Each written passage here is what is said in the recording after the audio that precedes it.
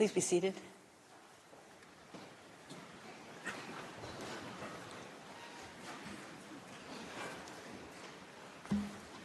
Sitting is open.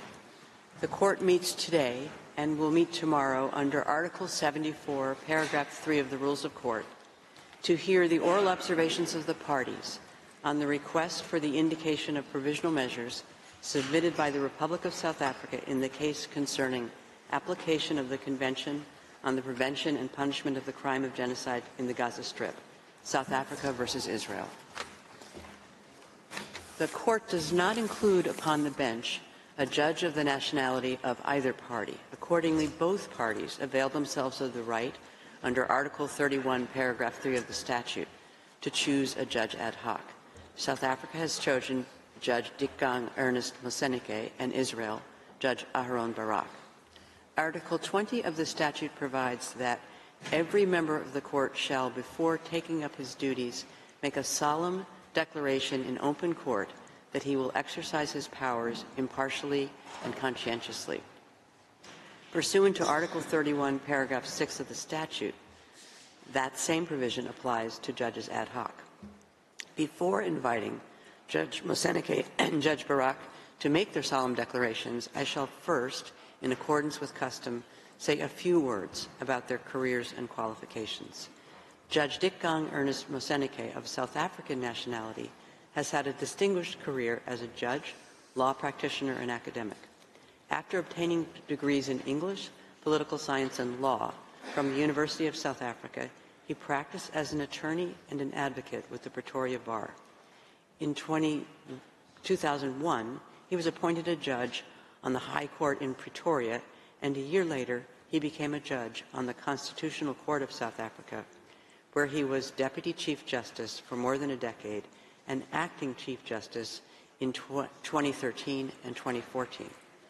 Judge Moseneke is also an honorary professor in the Department of Jurisprudence at the University of Pretoria and has served as a Chancellor of the Pretoria Technikon and the University of Witwatersrand in Johannesburg. Judge Moseneke has received numerous honorary doctorates and awards. I shall now say a few words about the career and qualifications of Judge Barak. Judge Aharon Barak, of Israeli nationality, has had an eminent career as a judge and law professor. He holds a PhD in law from the Hebrew University of Jerusalem and served as the Dean of the Faculty of Law of that university between 1974 and 1975. He was appointed to the Israeli Supreme Court in 1978 and served as its president from 1995 to 2006. Prior to joining the Supreme Court, Judge Barak served as the Attorney General of the State of Israel between 1975 and 1978. He has taught law in a number of law schools, including Yale University, the Hebrew University of Jerusalem, and the Reichman University in Herzliya, Israel. Judge Barak has also written extensively in law and has received numerous honorary degrees and awards. In accordance with the order of precedence fixed by Article 7, Paragraph 3 of the Rules of Court, I shall first invite Judge Moseneke to make the solemn declaration prescribed by the statute, and I request all those present to rise.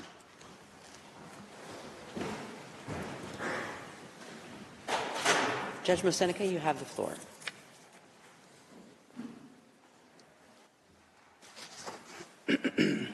I solemnly declare that I will perform my duties and exercise my powers as a judge honorably, faithfully, impartially, and conscientiously.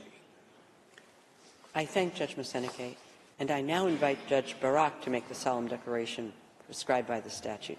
Judge Barak, you have the floor. I solemnly declare that I will perform my duties and exercise my powers as judge honorably, faithfully, impartially, and consciously.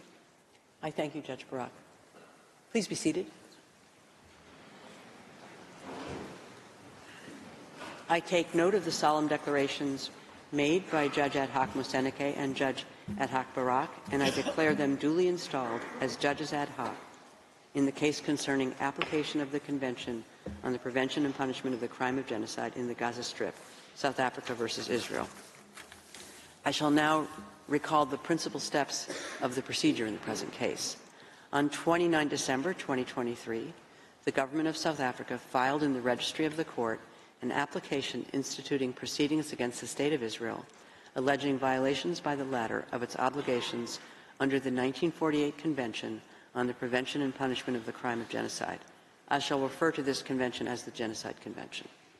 To found the jurisdiction of the court, South Africa invokes Article 36, Paragraph 1 of the Statute of Court and Article 9 of the Genocide Convention. South Africa states that its applications concerns acts threatened, adopted, condoned, taken, and being taken by the government and military of Israel against the Palestinian people, a distinct national, racial, and ethnical group, in the wake of the attacks in Israel on 7 October 2023. South Africa contends that the acts and omissions by Israel of which it complains are genocidal in character because, I quote, they are intended to bring about the destruction of a substantial part of the Palestinian national, racial, and ethnical group, that being the part of the Palestinian group in the Gaza Strip, end of quote. South Africa asserts that the relevant acts are attributable to Israel, which has failed to prevent genocide and is committing genocide, and which has also violated and continues to violate other fundamental obligations under the Genocide Convention. The application contains a request for the indication of provisional measures pursuant to Article 41 of the Statute of Court and Articles 73, 74, and 75 of the Rules of Court. According to South Africa, I quote, provisional measures are necessary in this case to protect against further severe and irreparable harm to the rights of the Palestinian people under the Genocide Convention, which continued to be violated with impunity. South Africa requests that the court indicate provisional measures to protect and preserve those rights, as well as its own rights under the Convention, and to prevent any aggravation or extension of the dispute pending the determination of the merits of the issues raised by the application. End of quote. The registrar will now read out the passage from the request specifying the provisional measures which the government of South Africa is asking the court to indicate. You have the floor, Mr. Registrar. Thank you, Madam President. I quote, 1.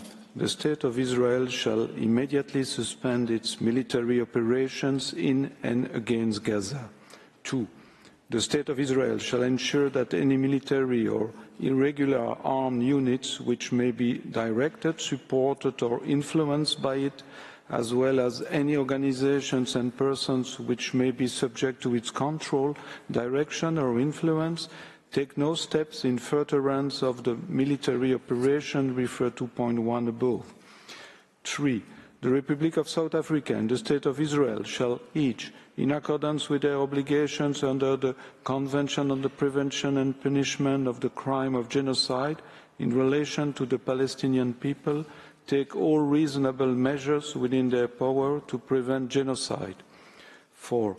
The State of Israel shall, in accordance with its obligations under the Convention on the Prevention and Punishment of the Crime of Genocide, in relation to the Palestinian people as a group protected by the Convention on the Prevention and Punishment of the Crime of Genocide, desist from the commission of any and all acts within the scope of Article 2 of the Convention, in particular, A.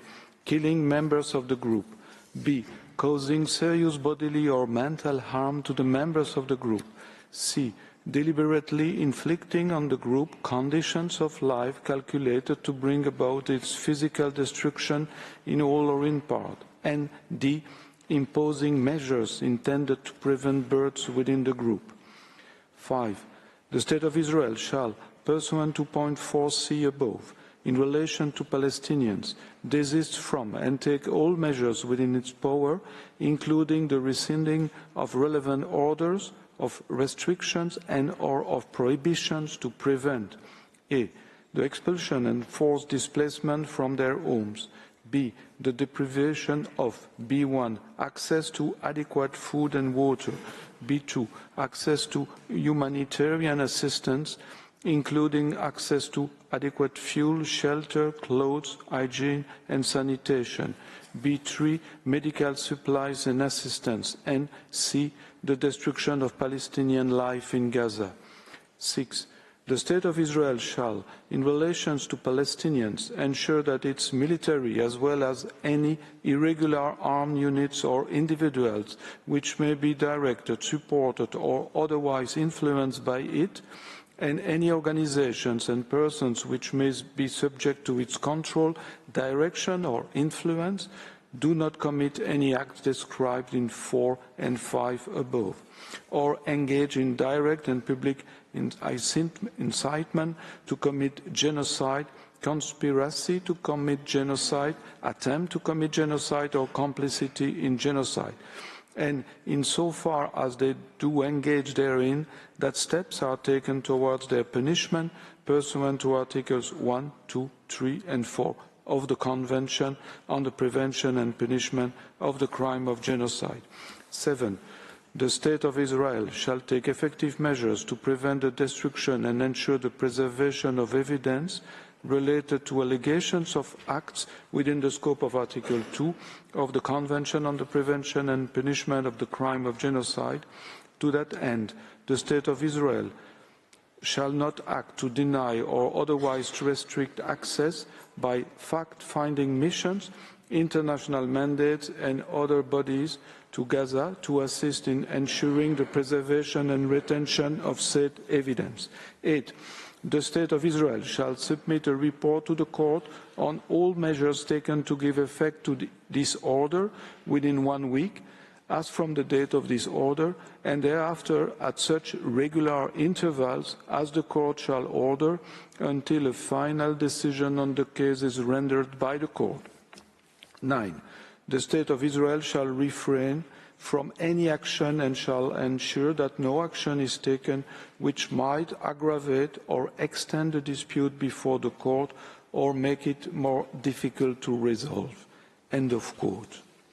I thank the Registrar. Immediately after the application containing the request for the indication of provisional measures was filed, the Deputy Registrar transmitted an original copy thereof to the Government of Israel. He also notified the Secretary General of the United Nations. According to Article 74, Paragraph 1 of the Rules of Court, a request for the indication of provisional measures shall have priority over all other cases. Paragraph 2 of the same article states that the Court shall proceed to a decision on the request as a matter of urgency. This imperative must, however, be balanced with the need to fix a date of oral proceedings in such a way as to afford the parties an opportunity to be represented at the hearings. Consequently, the parties were informed that the date for the opening of the oral proceedings, during which they could present their observations on the request for the indication of provisional measures, had been fixed for Thursday, 11 January 2024 at 10 a.m.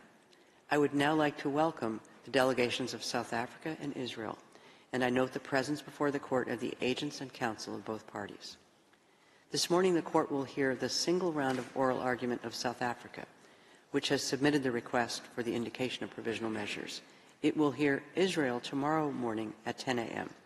For purposes of this single round of oral argument, each party will have available to it a 3-hour sitting. In this first sitting, South Africa may, if required, avail itself of a short extension beyond 1 p.m. today in view of the time taken up by these introductory remarks. Before I give the floor to the agent of South Africa, I wish to draw the party's attention to Practice Direction 11, which states as follows, I quote, "In oral proceedings on the request for the indication of provisional measures, parties should limit themselves to what is relevant to the criteria for the indication of provisional measures as stipulated in the statute, rules, and jurisprudence of the Court. They should not enter into the merits of the case beyond what is strictly necessary for that purpose." End of quote. I now give the floor to the agent of South Africa, His Excellency Mr. Visumuzi Madonsela. You have the floor, Excellency.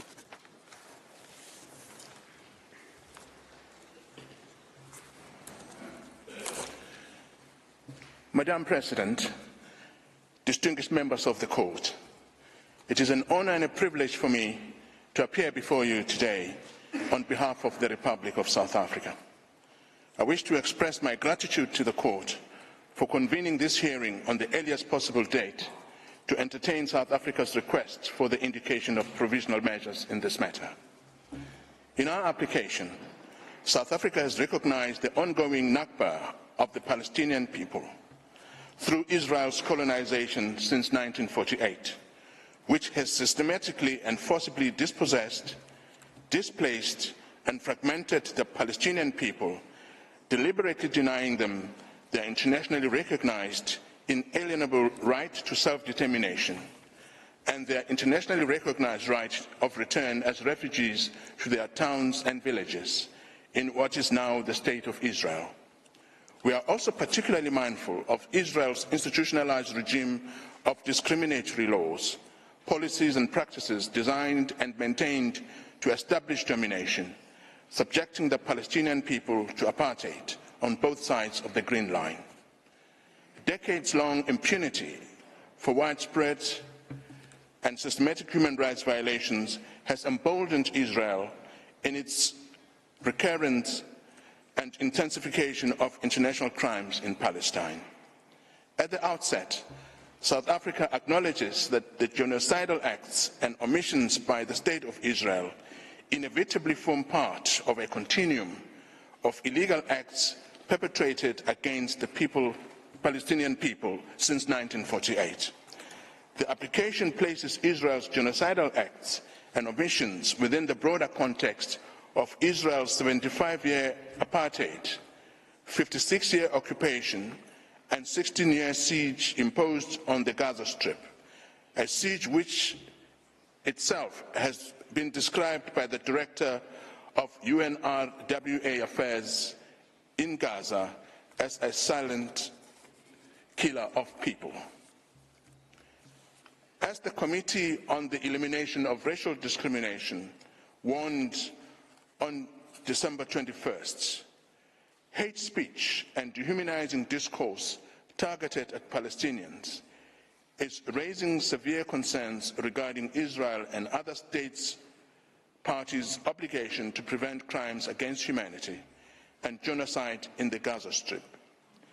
This warning has been followed by a succession of warnings, including by 37 United Nations special rapporteurs, of the failure of the international system to mobilize to prevent genocide in Gaza. Today, we are joined in court by representatives of the Palestinian state, the Palestinians who work in the fields of human rights, including residents of Gaza who were in Gaza just a few days ago. They are some of the lucky ones who managed to get out of Gaza. Their future and the future of their fellow Palestinians who are still in Gaza depend on the decision this court will make on this matter. With the leave of the court, I now call upon His Excellency Mr. Ronald Lamola, Minister of Justice of the Republic of South Africa, to make South Africa's substantive opening remarks. I thank the agent of South Africa for his statement, and I now invite the Minister of Justice and Correctional Services for the Republic of South Africa, His Excellency Mr. Ronald Lamola, to take the floor. You have the floor, Excellency. Thank you, Madam President, and distinguished members of the court. It is an honor for me to stand here in front of you on behalf of the Republic of South Africa on this exceptional case. In extending our hands across the miles to the people of Palestine, we do so in full knowledge that we are part of a humanity that is at one. These were the words of our founding president, Nelson Mandela. This is the spirit in which South Africa acceded to the Convention on the Prevention and Punishment of Crime of Genocide in 1998. This is the spirit in which we approach this court as a contracting party to the Convention. This is a commitment we owe to the people of Palestine and Israelis alike. As previously mentioned, the violence and the destruction in Palestine and Israel did not begin on the 7th of October 2023. The Palestinians have experienced systematic oppression and violence for the last 76 years. On 6 October 2023, and every day since October the 7th, 2023. In the Gaza Strip, at least since 2004, Israel continues to exercise control over the airspace, territorial waters, land crossing, water, electricity, and civilian infrastructure, as well as over key government functions. Entry and exit by air and sea to Gaza is strictly prohibited, with Israel operating the only 2 crossing points. Given that continuing effective control by Israel and over the territory of Gaza, Israel is still considered by the international community to be under belligerent occupation by Israel. South Africa unequivocally condemned the targeting of civilians by Hamas and other Palestinian armed groups and the taking of hostages on the 7th of October 2023, and has again expressly recorded this condemnation, mostly recently in its note verbal to Israel on the 21st of December 2023. That said, no armed attack on a state territory, no matter how serious, even an attack involving atrocity crimes, can provide any justification for or defense to breaches to the Convention, whether as a matter of law or morality. Israel's response to the 7th of October 2023 attack has crossed this line and give rise to the breaches of the Convention. Faced with such evidence and our duty to do what we can do to prevent genocide, as contained in Article 1 of the Convention, the South African government initiated this case. South Africa welcomes the fact that Israel has engaged with the case in order to have the matter resolved by the court, after careful and objective consideration of the facts and submission put before it, as the parties to the Convention have intended. This hearing is concerned with South Africa's request to the court for the indication of provisional measures and will necessarily have a narrow and particular focus. I invoke the words of Martin Luther King when he said, "The arch of the moral of the universe is long, always bending towards justice." South Africa's case will be presented by a team of 6 legal counsels, comprising of Dr. Adila Hassim, Mr. Tembeka Ngcukaitobi, Professor John Dugat, Ms. Blim Leckrone, Mr. Max du Preez, and Professor Vaughan Low. Dr. Adila Hassim, Senior Counsel, will provide an overview of the risk of genocidal acts in the perpetual vulnerability to acts of genocide. Mr. Tembeka Ngcukaitobi, Senior Counsel, will examine Israel's alleged genocidal intent. Professor John Dugat, Senior Counsel, will focus on the prima facie jurisdiction. Professor Max du Preez, Senior Counsel, will discuss the various rights currently under threat. Blinny Crowell, King's Counsel, will present the argument of agency and potential irreparable harm. And Professor Vaughan Low, King's Counsel, will speak on the provisional measures. I now request, Madam President, the court to call on Dr. Hassim. I thank you. His Excellency, Mr. Lamola, and I now invite Ms. Adila Hassim to address the court. You have the floor, Madam.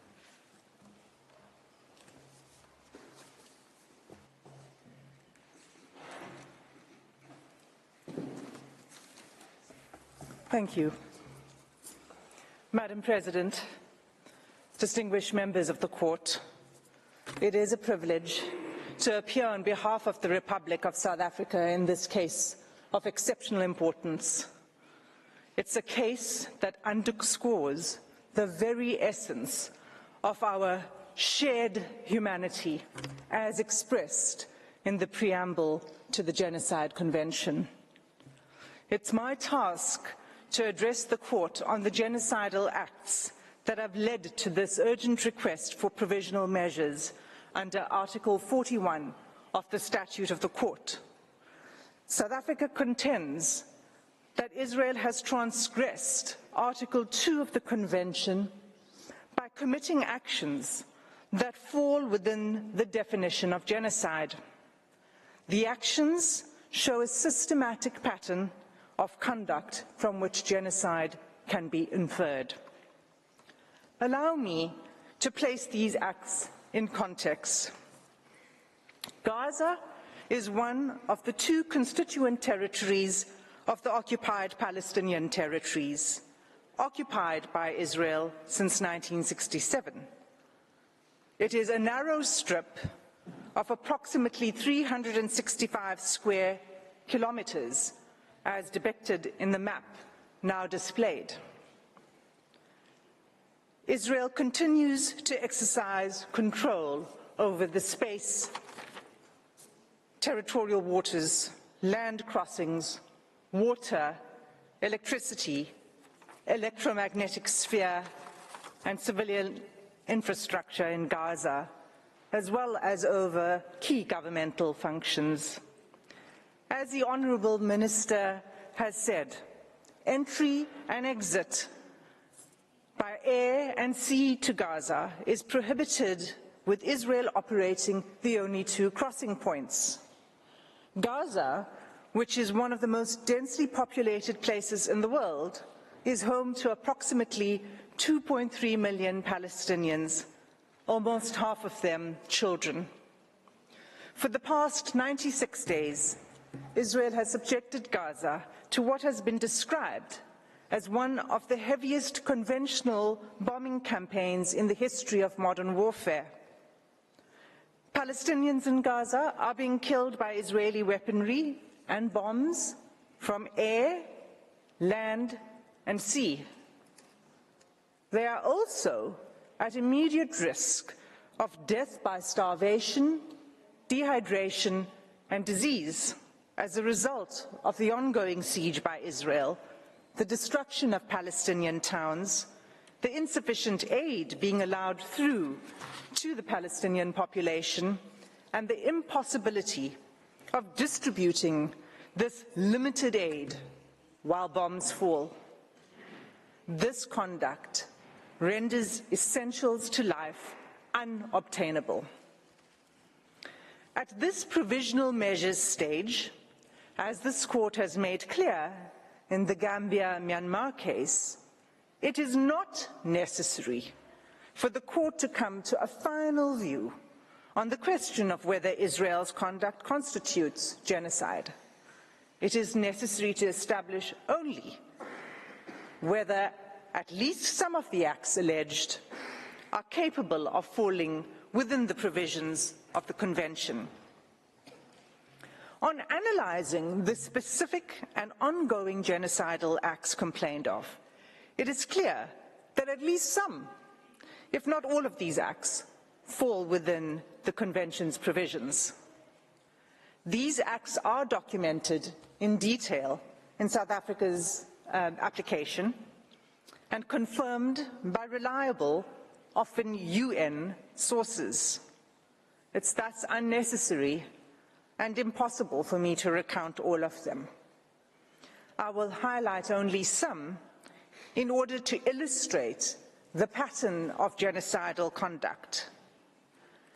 The UN statistics that are relied upon are up to date as of 9 January 2024.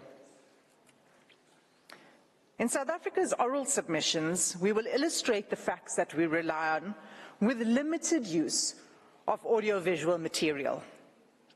Madam President, we do so with restraint and only where necessary, and always with respect to the Palestinian people.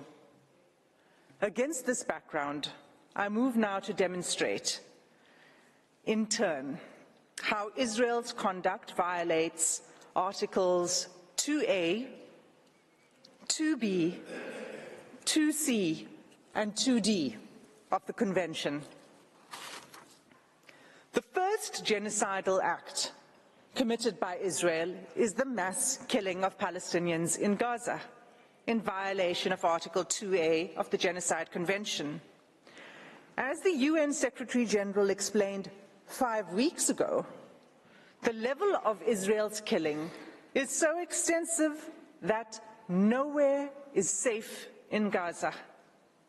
As I stand before you today, 23,210 Palestinians have been killed by Israeli forces during the sustained attacks over the last 3 months. At least 70% of whom are believed to be women and children. Some 7,000 Palestinians are still missing, presumed dead under the rubble.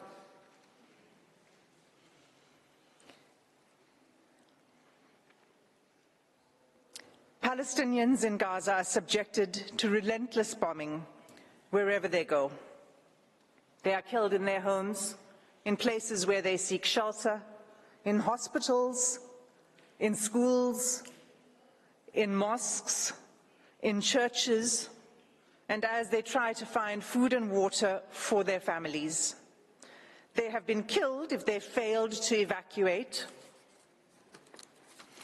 In the places to which they have fled, and even while they attempted to flee along Israeli-declared safe routes. The level of killing is so extensive that those whose bodies are found are buried in mass graves, often unidentified.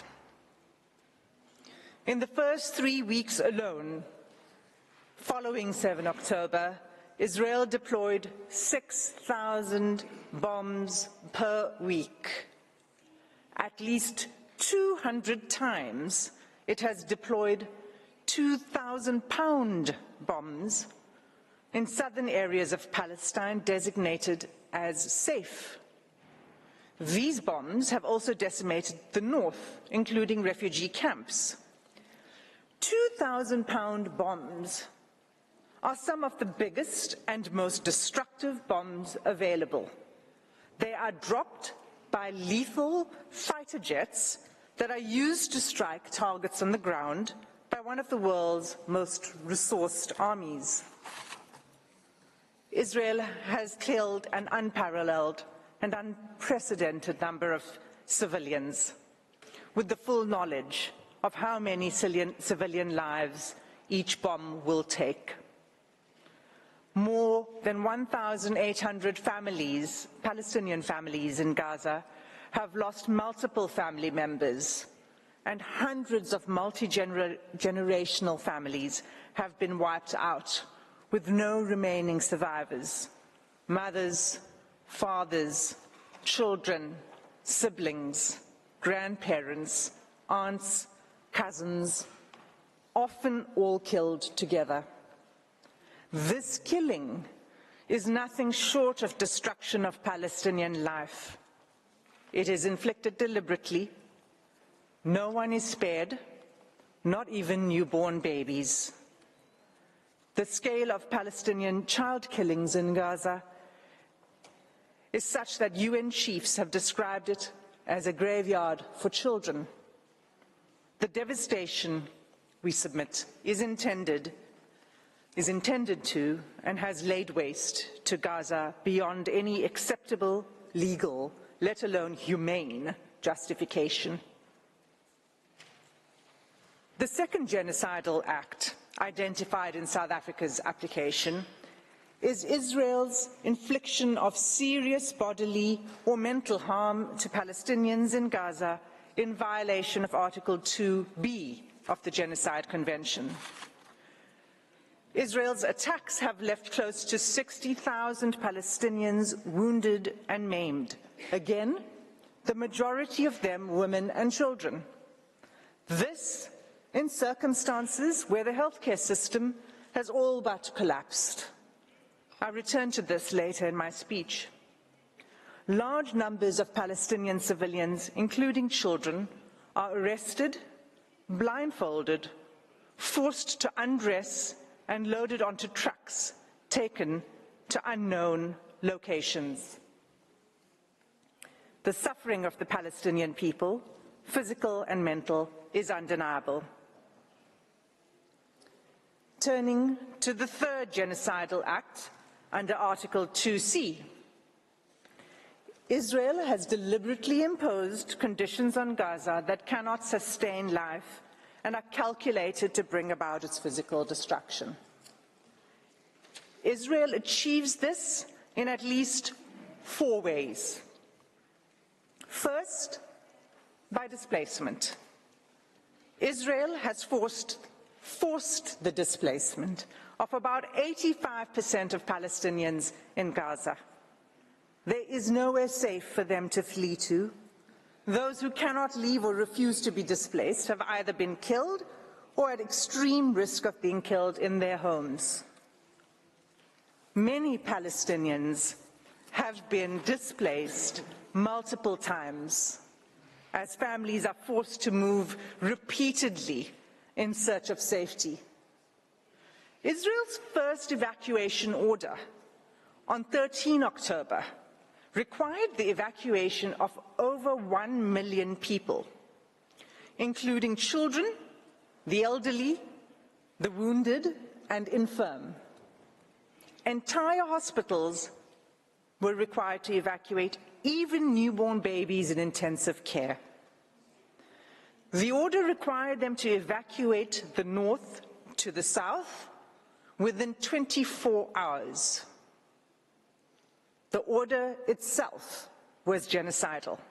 It required immediate movement, taking only what could be carried, while no humanitarian assistance was permitted, and fuel, water, and food, and other necessities of life had deliberately been cut off. It was clearly calculated to bring about the destruction of the population. For many Palestinians, the forced evacuation from their homes is inevitably permanent. Israel has now damaged or destroyed an estimated 355,000 Palestinian homes, leaving at least 500,000 Palestinians with no home to return to. The Special Rapporteur on the Human Rights of Internally Displaced Persons explains that houses and infrastructure, I quote, have been razed to the ground, frustrating any realistic prospects for displaced Gazans to return home, repeating a long history of mass forced displacement of Palestinians by Israel. There is no indication at all that Israel accepts responsibility for rebuilding what it has destroyed. Instead, the destruction is celebrated by the Israeli army. Soldiers film themselves joyfully detonating entire apartment blocks and town squares, erecting the Israeli flag over the wreckage, seeking to re-establish Israeli settlements on the rubble of Palestinian homes, and thus extinguishing the very basis of Palestinian life in Gaza. Second, together with the forced displacement, Israel's conduct has been deliberately calculated to cause widespread hunger, dehydration, and starvation. Israel's campaign has pushed Gazans to the brink of famine. An unprecedented 93% of the population in Gaza is facing crisis levels of hunger. Of all the people in the world currently suffering catastrophic hunger, more than 80% are in Gaza. The situation is such that the experts are now predicting that more Palestinians in Gaza may die from starvation and disease than airstrikes. And yet Israel continues to impede the effective delivery of humanitarian assistance to Palestinians, not only refusing to allow sufficient aid in, but removing the ability to distribute it through constant bombardment and obstruction. Just 3 days ago, on 8 January, a planned mission by UN agencies to deliver urgent medical supplies and vital fuel to a hospital and medical supply center was denied by Israeli authorities. This marked the 5th denial of a mission to the center since 26 December, leaving 5 hospitals in northern Gaza without access to life-saving medical supplies and equipment. Aid trucks that are allowed in are seized upon by the hungry. What is provided is simply not enough.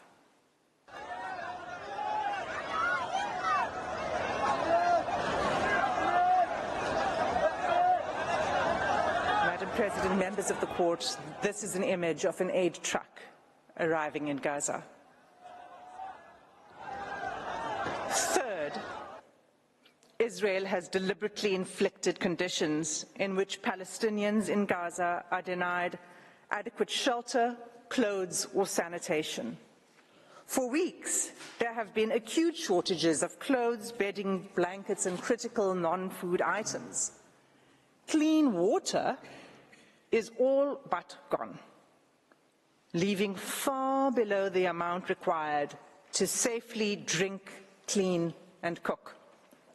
Accordingly, the WHO has stated that Gaza is experiencing soaring rates of infectious disease outbreaks. Cases of diarrhea in children under 5 years of age have increased 2,000% since hostilities began. When combined and left untreated, malnutrition and disease create a deadly cycle. The 4th genocidal act under Article 2B is Israel's military assault on Gaza's healthcare system, which renders life unsustainable. Even by 7 December, the UN Special Rapporteur on the right to health noted that the healthcare of infrastructure in the Gaza Strip has been completely obliterated. Those wounded by Israel in Gaza are being deprived of life-saving medical care. Gaza's healthcare system, already crippled by years of blockade and prior attacks by Israel, is unable to cope with the sheer scale of the injuries. Finally, the UN Special Rapporteur on Violence Against Women and Girls has pointed to acts committed by Israel that would fall under the 4th category of genocidal acts in Article 2D of the Convention. On 22 November, she expressly warned the following: the reproductive violence inflicted by Israel on Palestinian women, newborn babies, infants, and children could be qualified as acts of genocide under Article 2 of the Genocide Convention, including imposing measures intended to prevent births within a group. Israel is blocking the delivery of life-saving aid, including essential medical kits for delivering babies, in circumstances where an estimated 180 women are giving birth in Gaza each day. Of these 180 women, the WHO warns that 15% are likely to experience pregnancy or birth-related complications and need additional medical care. That care is simply not available.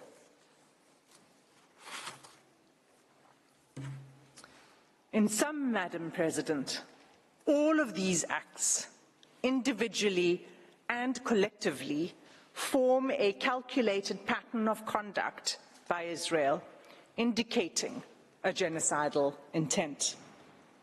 This intent is evident from Israel's conduct in specially targeting Palestinians living in Gaza, using weaponry that causes large-scale homicidal destruction, as well as targeted sniping of civilians, designating safe zones for Palestinians to seek refuge, and then bombing these, depriving Palestinians in Gaza of basic needs: food, water, healthcare, fuel, sanitation, and communications, destroying social infrastructure, homes, schools, mosques, churches, hospitals, and killing, seriously injuring, and leaving large numbers of children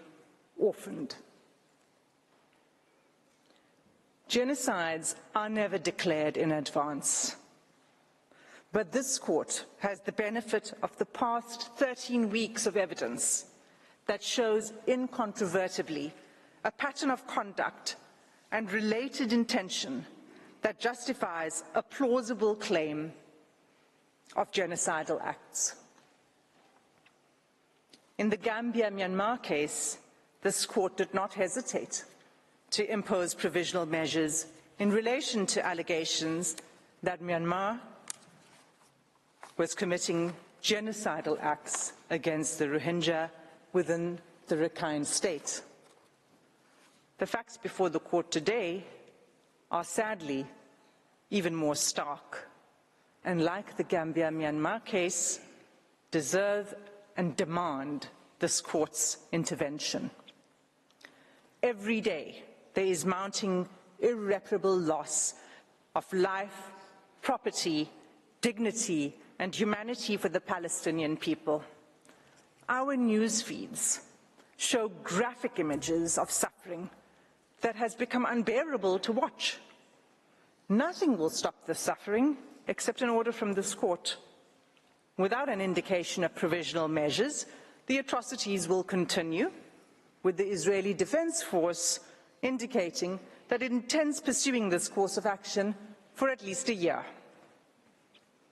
In the words of the UN Under-Secretary General on 5 January 2024, I quote, "You think getting aid into Gaza is easy? Think again.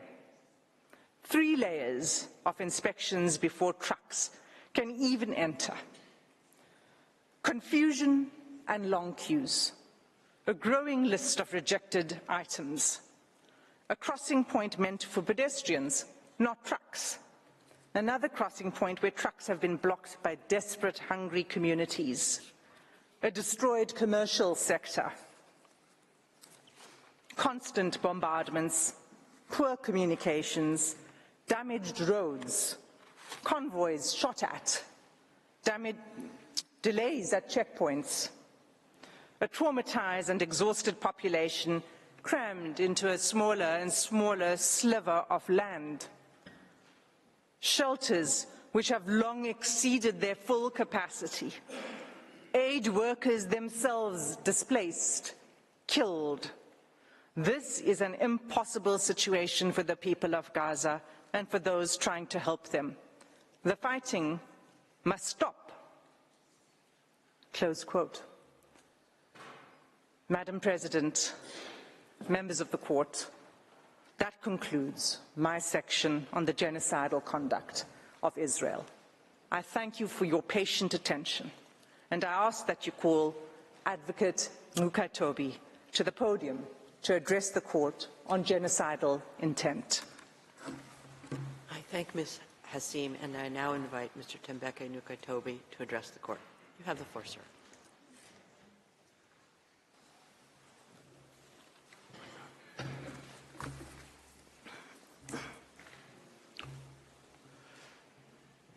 Madam President and distinguished members of the court, it is a privilege to appear before the court on behalf of South Africa. I will address Israel's genocidal intent. At this stage, the court is not required to determine that the only inference to be drawn from the available evidence is genocidal to order provisional measures, as that is to decide the merits. Rather, the assessment of the existence of an intent to destroy could be made by the court only at the stage of the examination of the merits. That some of the alleged acts may also amount to atrocities other than genocide does not exclude the finding of plausible acts of genocide. Madam President, South Africa is not alone in drawing attention to Israel's genocidal rhetoric against Palestinians in Gaza. 15 United Nations special rapporteurs and 21 members of the United Nations working groups have warned that what is happening in Gaza reflects a genocide in the making and an overt intent to destroy the Palestinian people under occupation. Israel has a genocidal intent against the Palestinians in Gaza. That is evident from the way in which Israel's military attack is being conducted, which has been described by Ms. Hassim SC. It is systematic in its character and form. The mass displacement of the population of Gaza, headed into areas where they continue to be killed, and the deliberate creation of conditions that, quote, lead to a slow death, unquote. There is also the clear pattern of conduct, the targeting of family homes and civilian infrastructure, laying waste to vast areas of Gaza, and the bombing, shelling, and sniping of men, women, and children where they stand, the destruction of the health infrastructure, and lack of access to humanitarian assistance. So much so that as we stand today, 1% of the Palestinian population in Gaza has been systematically decimated, and 1 in 4 Gazans have been injured since 7 October. These two elements alone are capable of evidencing Israel's genocidal intent in relation to the whole or part of the Palestinian population in Gaza.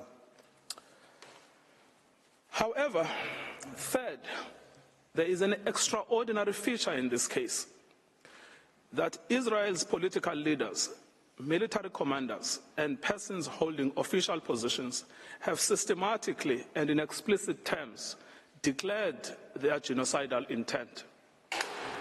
And these statements are then repeated by soldiers on the ground in Gaza as they engage in the destruction of Palestinians and the physical infrastructure of Gaza. We show this third element next. Israel's special genocidal intent is rooted in the belief that, in fact, the enemy is not just the military wing of Hamas, or indeed Hamas generally, but is embedded in the fabric of Palestinian life in Gaza. On 7 October, in a televised address, Israeli Prime Minister Benjamin Netanyahu declared war on Gaza, and I quote, "Israel had started clearing out the communities that have been infiltrated by terrorists." And he warned of an unprecedented price to be paid by the enemy. There are more than 2.3 million Palestinians in Gaza. Israel is the occupying power in control of Gaza. It controls entry, exit, and the internal movements of inside Gaza. And Prime Minister, Mr. Netanyahu exercises overall command over the Israeli Defense Force and, in turn, the Palestinians in Gaza. Prime Minister Netanyahu, in his address to the Israeli forces on 28 October 2023, preparing for the invasion of Gaza, urged the soldiers to remember what Amalek has done to you. This refers to the biblical command by God to Saul for the retaliatory destruction of an entire group of people known as the Amalekites, put to death men and women, children and infants, cattle and sheep, camels and donkeys. The genocidal invocation to Amalek was anything but idle. It was repeated by Mr. Netanyahu in a letter to the Israeli Armed Forces on 3 November 2023. Madam President, let the Prime Minister's words speak for themselves.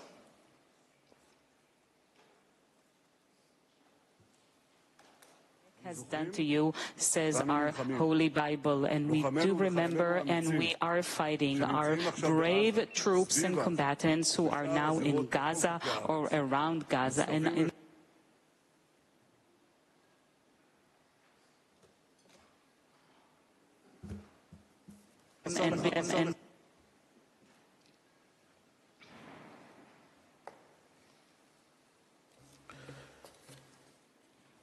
The Deputy Speaker of the Knesset, Israel's parliament, has called for the erasure of the Gaza Strip from the face of the earth.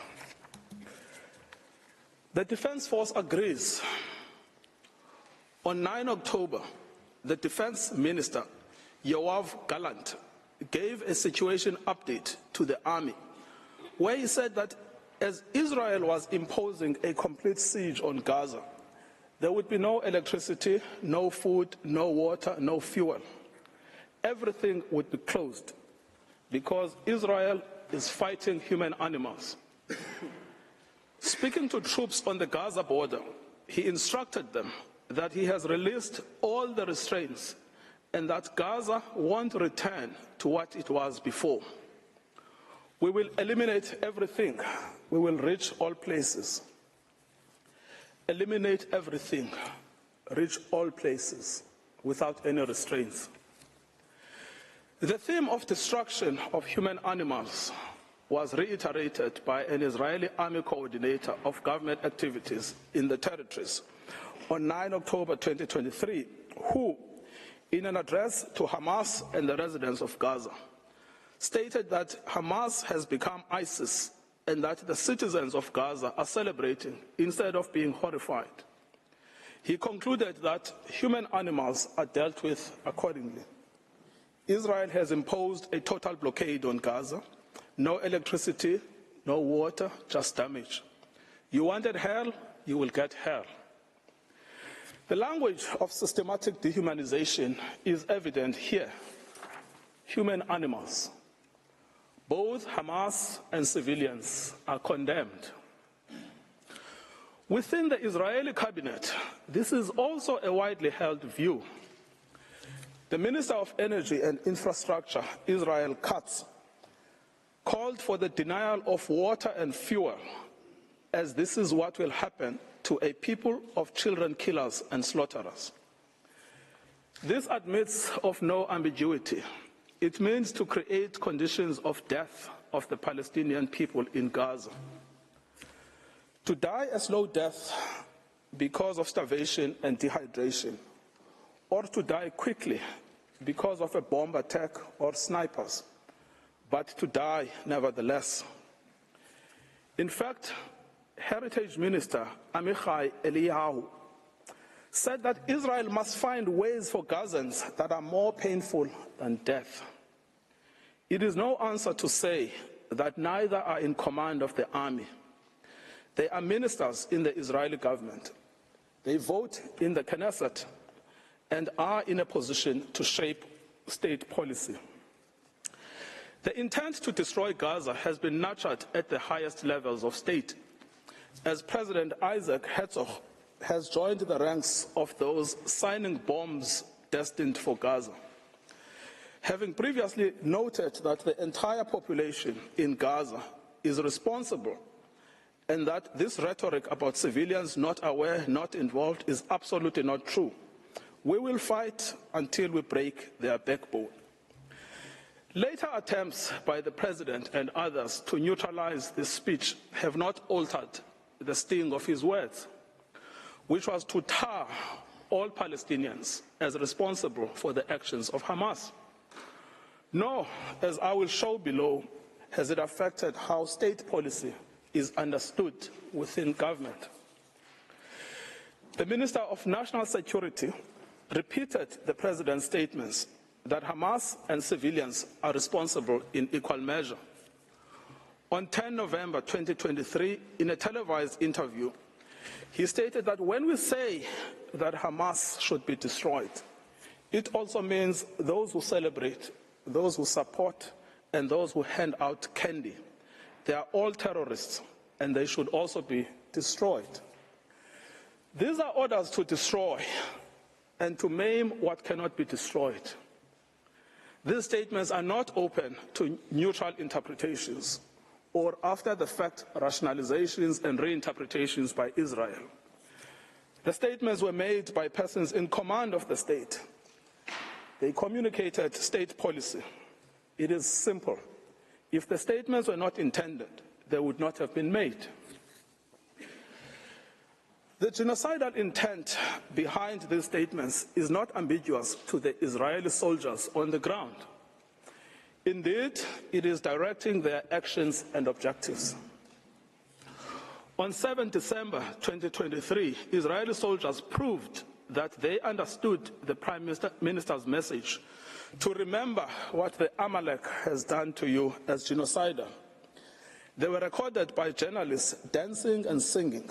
We know our motto, there are no uninvolved, that they obey one commandment, to wipe off the seed of Amalek.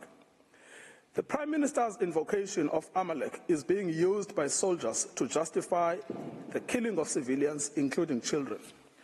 These are the soldiers repeating the inciting words of their Prime Minister.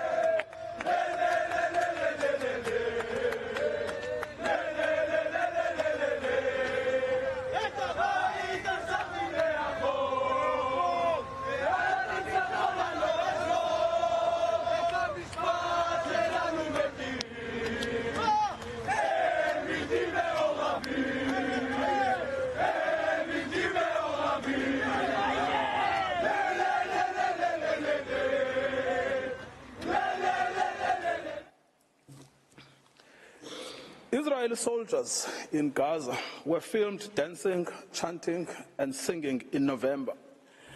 May their village burn, may Gaza be erased. There is now a trend among the soldiers to film themselves committing atrocities against civilians in Gaza in a form of snuff video.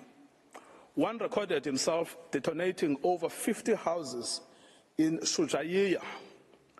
Other soldiers were recorded singing, "We will destroy all of Khan Yunis and this house. We will blow it up for you and for everything you do for us." These are the soldiers putting into effect their command.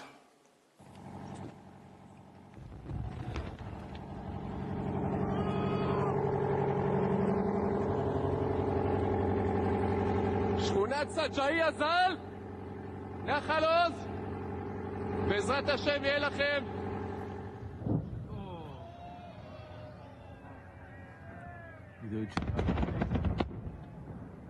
חטיבה 828, אומרת סג'איה שלום. מדהים. 30 בתים, גדוד 749.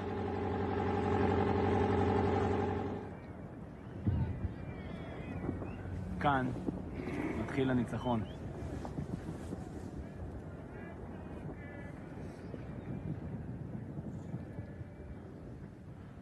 עם ישראל חי.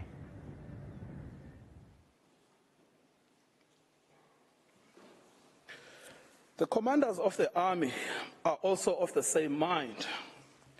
Israeli army commander Yair Ben David has stated that the army had done in Beit Hanon and did there as Shimon and Levi did in Nablus, and that the entire Gaza should resemble Beit Hanun.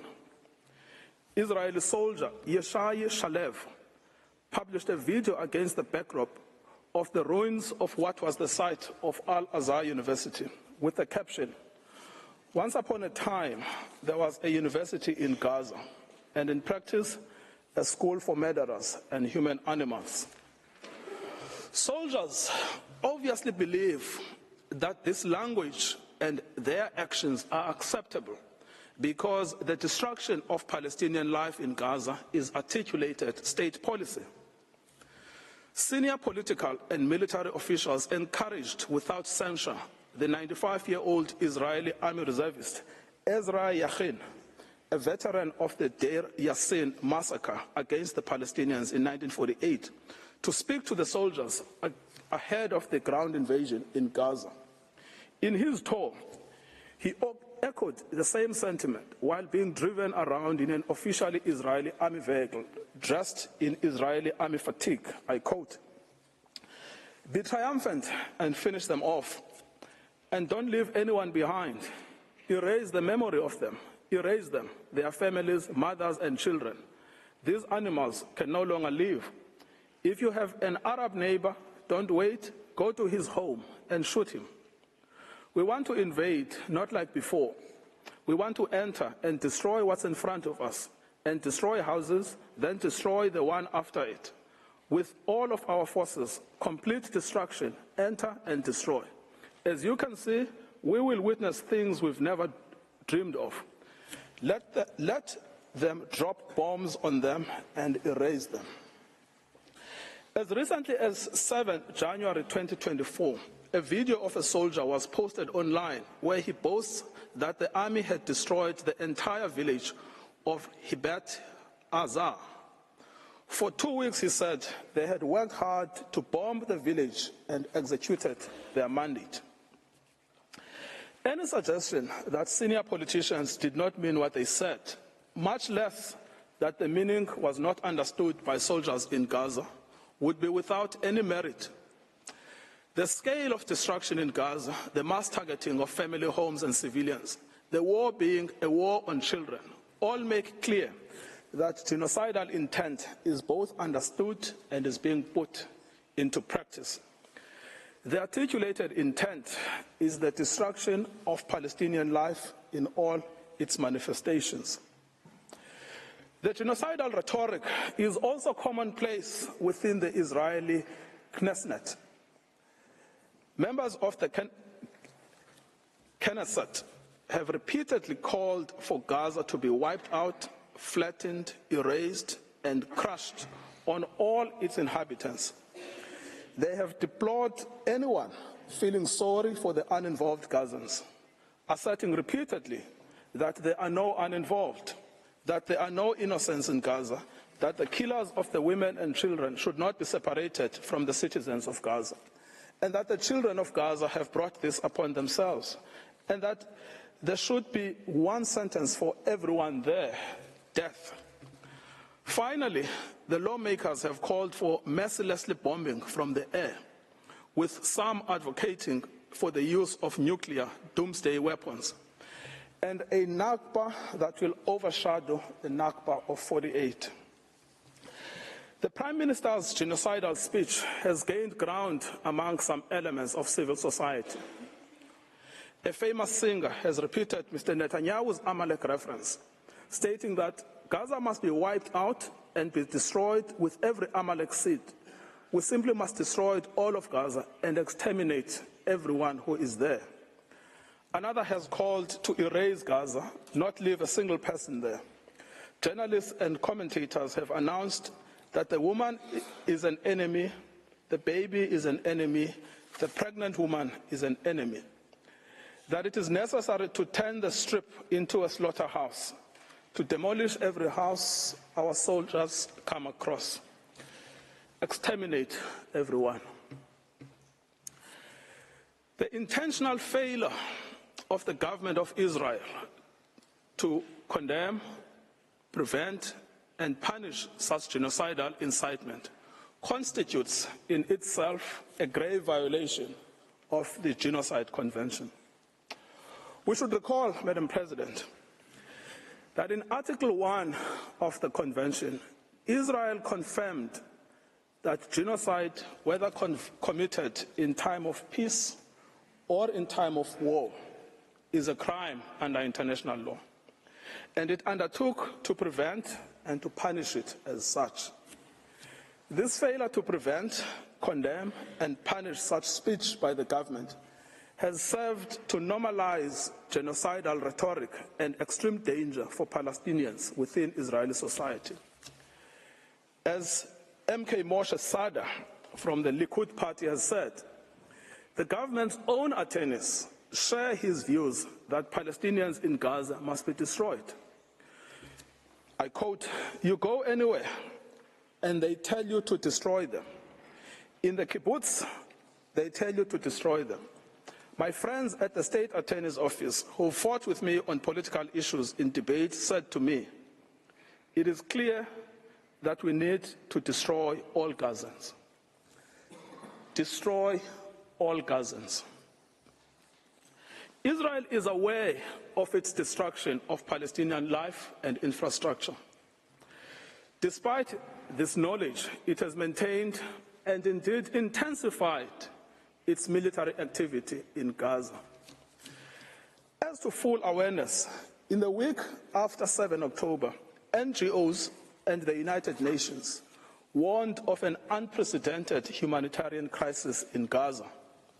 The UN stated that actors must allow humanitarian teams and goods to immediately and safely reach the hundreds of thousands of people in need.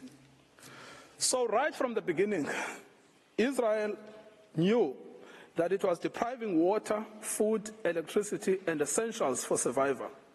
It said so. Everything is closed.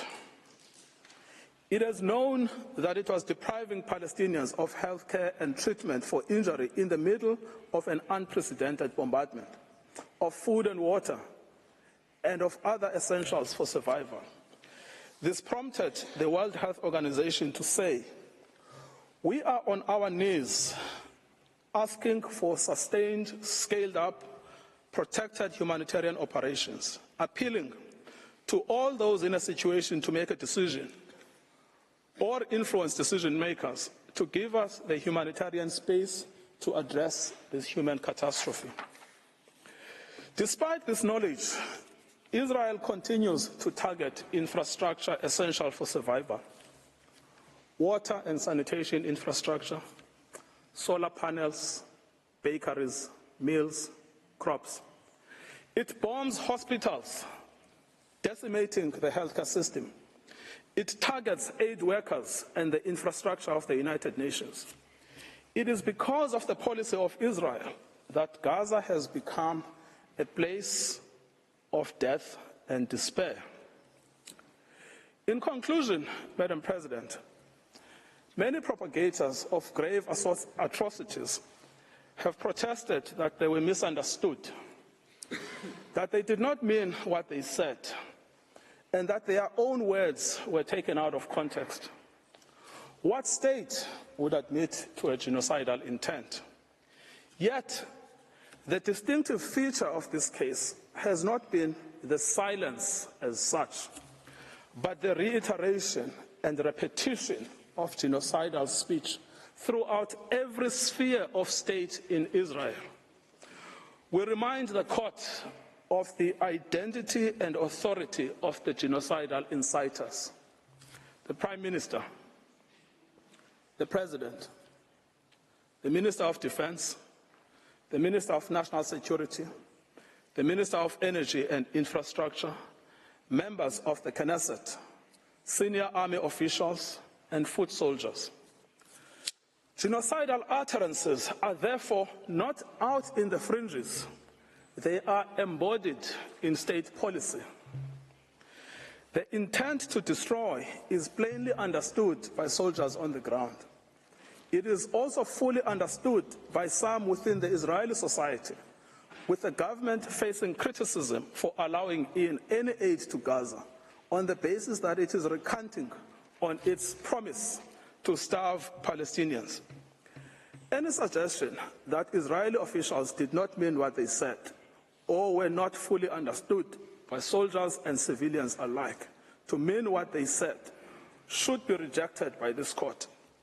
The evidence of genocidal intent is not only chilling, it is also overwhelming and incontrovertible. Madam President, it is now my honor to request you to call Mr. John Dugard on the subject of jurisdiction. I thank Mr. Ngukai Toby, and I now invite Professor John Dugard to take the floor. You have the floor, Professor.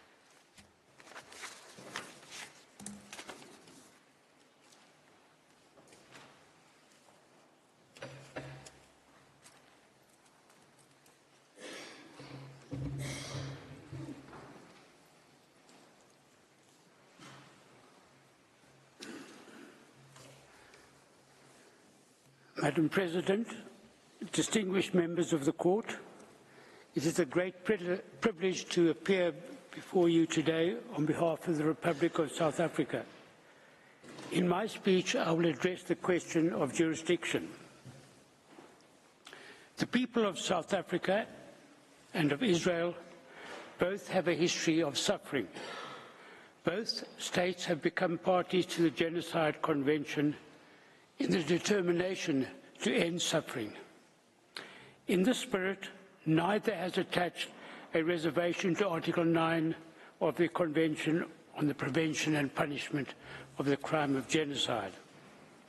It is in terms of this convention dedicated to saving humanity that South Africa brings this dispute before the court. The prohibition on genocide is a peremptory norm. Obligations under the Genocide Convention are erga omnes, obligations owed to the international community as a whole. States parties to this convention are obliged not only to desist from genocidal acts, but also to prevent them. That the obligation of state parties to prevent acts of genocide is the foundation of the convention is clear from its placement in Article 1 of the Convention. Article 9 of the Genocide Convention makes it clear that state parties are guardians of the Genocide Convention. Unlike other treaties designed to protect human rights, it does not oblige states to pursue negotiations as a prelude to approaching this court. It does not treat the ending of genocidal acts as a bilateral affair between states. Instead, it envisages a situation in which a state, acting on behalf of the international community as a whole, seizes the jurisdiction of the court as a matter of urgency to prevent genocide. South Africa has a long history of close relations with Israel. For this reason, it did not bring the dispute immediately to the attention of the court.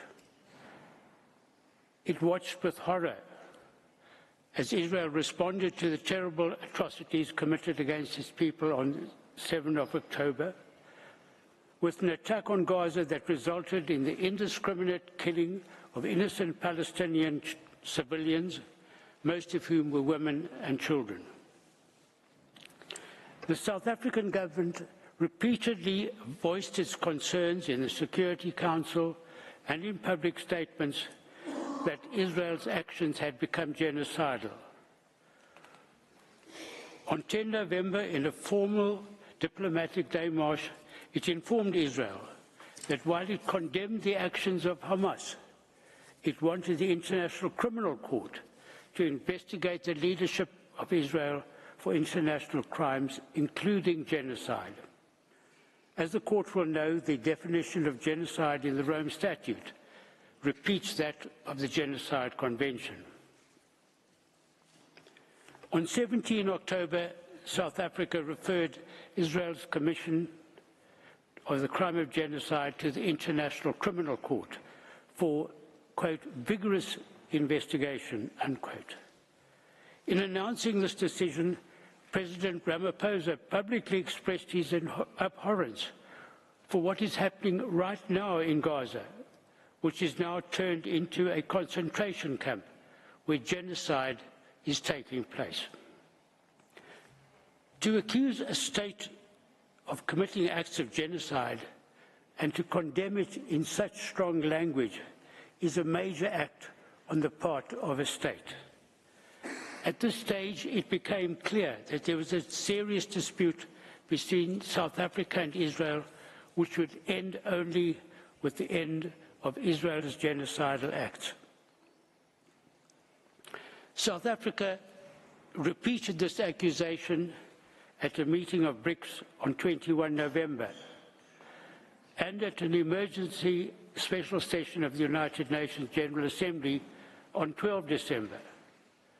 No response from Israel was forthcoming. None was necessary. By this time, the dispute had crystallized as a matter of law. This was confirmed by Israel's official and unequivocal denial on 6 December that it was committing genocide in Gaza. However, as a matter of courtesy, before filing the present application, on 21 December, South Africa sent a note verbal to the Embassy of Israel to reiterate its view that Israel's acts of genocide in Gaza amounted to genocide, that it, as a state party to the Genocide Convention, was under an obligation to prevent genocide from being committed. Israel responded by way of a note verbal that failed to address the issues raised by South Africa in its note and neither affirmed nor denied the existence of a dispute. This was emailed later on the 27th of December. This note was received by the relevant South African team on the 29th of December after the present application was filed. On 4 January, South Africa replied to this note verbal, highlighting Israel's failure to prevent any response to the matters raised by South Africa over the previous months, as reiterated in its note verbal. South Africa made it clear that given Israel's ongoing conduct against Palestinians in Gaza, the dispute referred to in its note verbal of 21 December remained unresolved and was plainly not capable of resolution by way of a bilateral meeting. Nevertheless, South Africa proposed a meeting on 5 January, again out of courtesy. Israel responded to this note verbal by proposing that we reconnect to coordinate a meeting at the earliest opportunity after the close of hearings in the present case. To this, South Africa understandably replied that such a meeting would serve no purpose. Madam President, these notes verbal are all to be found in the judge's folder. The existence of a dispute is a matter to be determined by an objective determination of the facts as they existed at the time of the filing of the application. At this time, South Africa had already accused Israel in the Security Council, the General Assembly, and other public fora of engaging in genocidal acts. It had conducted a diplomatic démarche on Israel, warning it that it viewed its conduct as genocidal.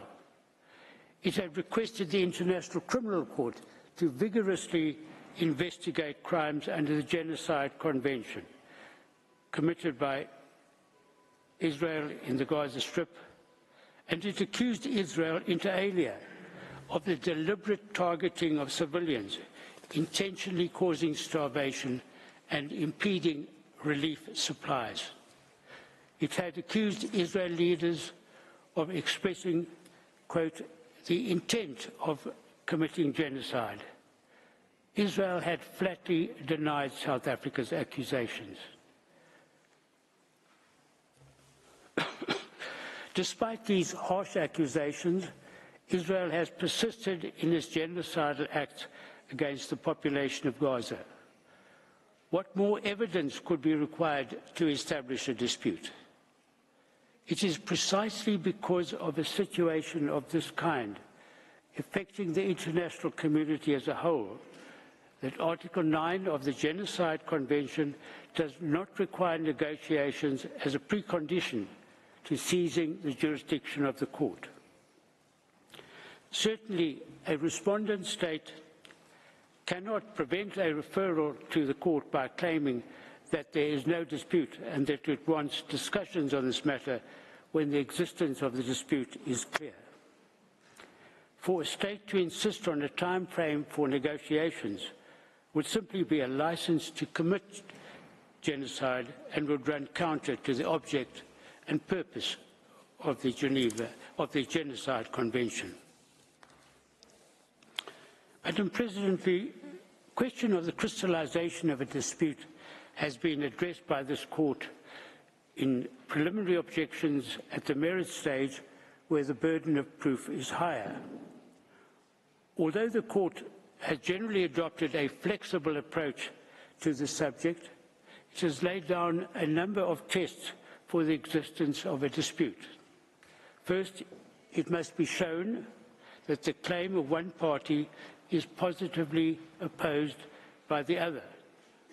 Second, the date for determining the existence of the dispute is the date of the application, but subsequent conduct may be considered.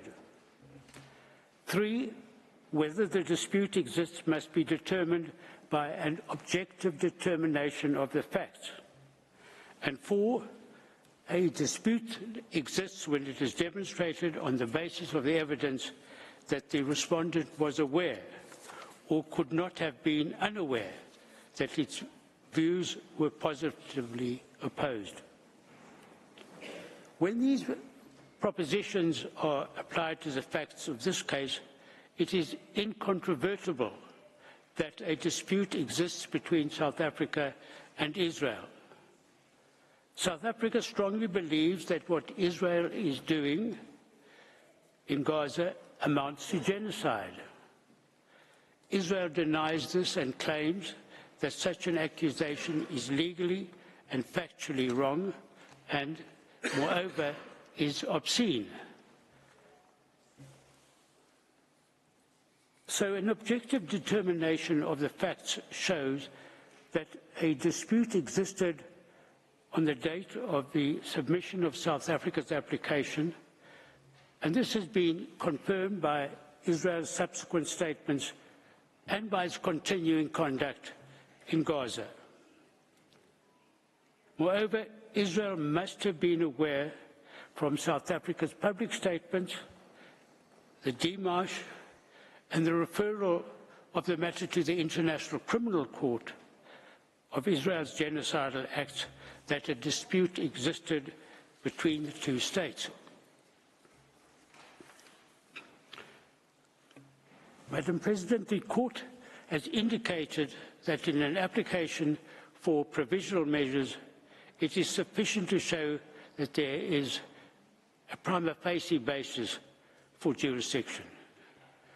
It is submitted that South Africa has convincingly established the existence of a dispute between it and Israel over the fulfillment of the latter's obligations under the Genocide Convention. Finally, it is submitted that regard should be had to the special considerations that apply to the existence of a dispute under Article 9 of the Genocide Convention between a state that brings an application in furtherance of its obligation to prevent genocide and a state accused of committing genocide.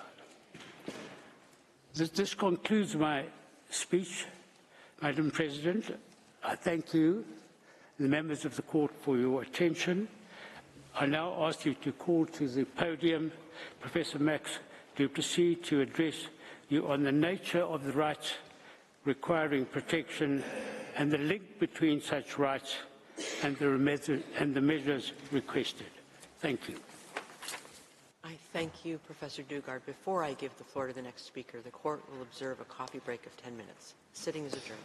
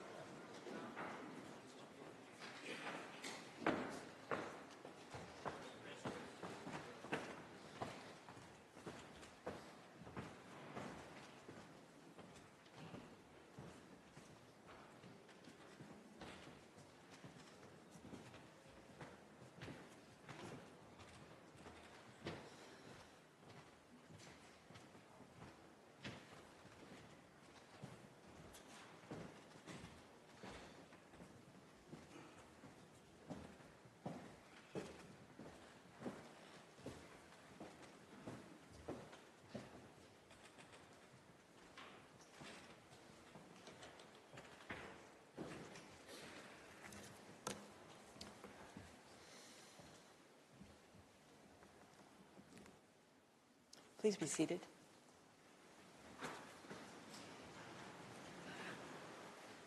The sitting is resumed. I now give the floor to Professor Max Duplessis. You have the floor, Professor.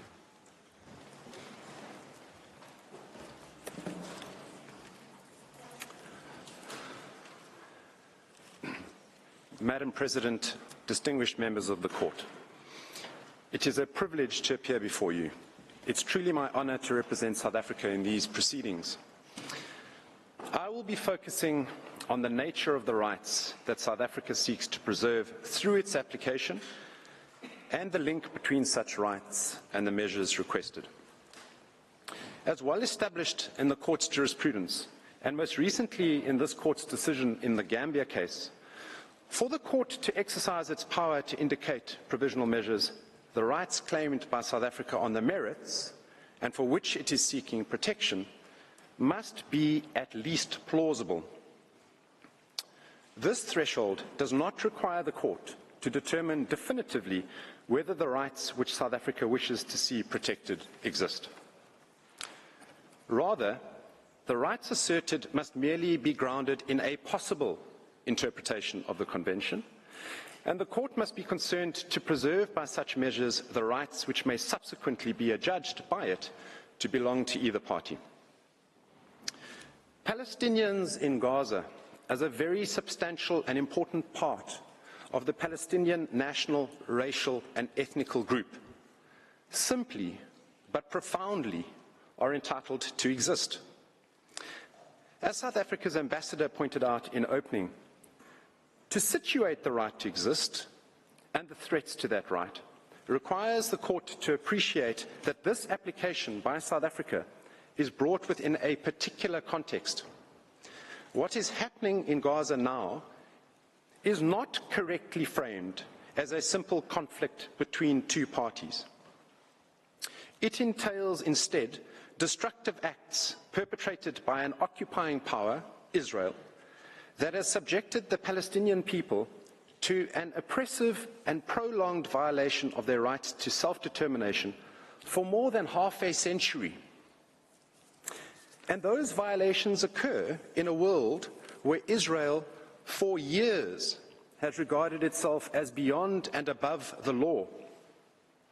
As the UN Special Rapporteur on the occupied Palestinian territories explained in 2022, and I quote, "The occupation by Israel has been conducted in profound defiance of international law and hundreds of United Nations resolutions with scant pushback from the international community." That context is important, as South Africa made clear in its application. Where the international community has failed Palestinians for so long, and despite Israel's willful defiance of Palestinians' rights, South Africa turns to this Court, seeking to protect the core rights of Palestinians in Gaza, to be protected from acts of genocide, attempted genocide, direct and public incitement to genocide, and complicity in and conspiracy to commit genocide. As the Court knows, the Convention prohibits the destruction of a group or part of that group, including through killing, causing serious bodily and mental harm, and inflicting conditions of life calculated to bring about the group's physical destruction. Through these core rights, the Convention further protects the rights of its members to life and physical and mental integrity. Palestinians in Gaza, women, men, children, because of their membership in a group, are protected by the Convention, as is the group itself. And the core rights are violated and threatened by a remarkable set of facts outlined by my colleagues and set out in detail in South Africa's application with supporting evidence. In the speeches to this Court today, South Africa has chosen, as you've heard, to avoid the showing of graphic videos and photos. It has decided against turning this Court into a theatre for spectacle. It knows, as well as your Excellencies, the temptation for both sides in a dispute to parade pictures to shock. But South Africa's application in this Court today is built on a foundation of clear legal rights, not images. The detailed material before the Court is marshalled to show a case for provisional measures based firmly on this court's prior decisions, and South Africa advances its case on the basis that Palestinians' rights are equally as worthy of protection on the unprecedented evidence before you as those of the victim groups that this honourable court has previously protected by its issuance of provisional measures in the past. The material confirms the rights in issue and their violation, that Israel has committed and is committing acts capable of being characterized as genocidal. You have heard from Ms. Hassim about direct extermination of thousands of people and children of the Palestinian population in Gaza since 7 October last year. And South Africa and the world together stand witness to the forced evacuation of over 85% of the population of Gaza from their homes, and the herding of them into ever smaller areas without adequate shelter or medical care to be attacked, killed and harmed. So, the rights are immediately and urgently in need of protection because of the ongoing denial by Israel of the conditions necessary for life. It is difficult, with respect, to think of a clearer or more abundantly urgent case. Arif Hussein, the chief economist at the United Nations World Food Programme, chillingly warned a week ago, on the 3rd of January, and I quote, "I've been doing this," he said, "for the past 2 decades, and I've been to all kinds of conflicts and all kinds of crises. And for me, the situation in Gaza, is unprecedented because of, 1, the magnitude, the scale, the entire population of a particular place. 2nd, the severity.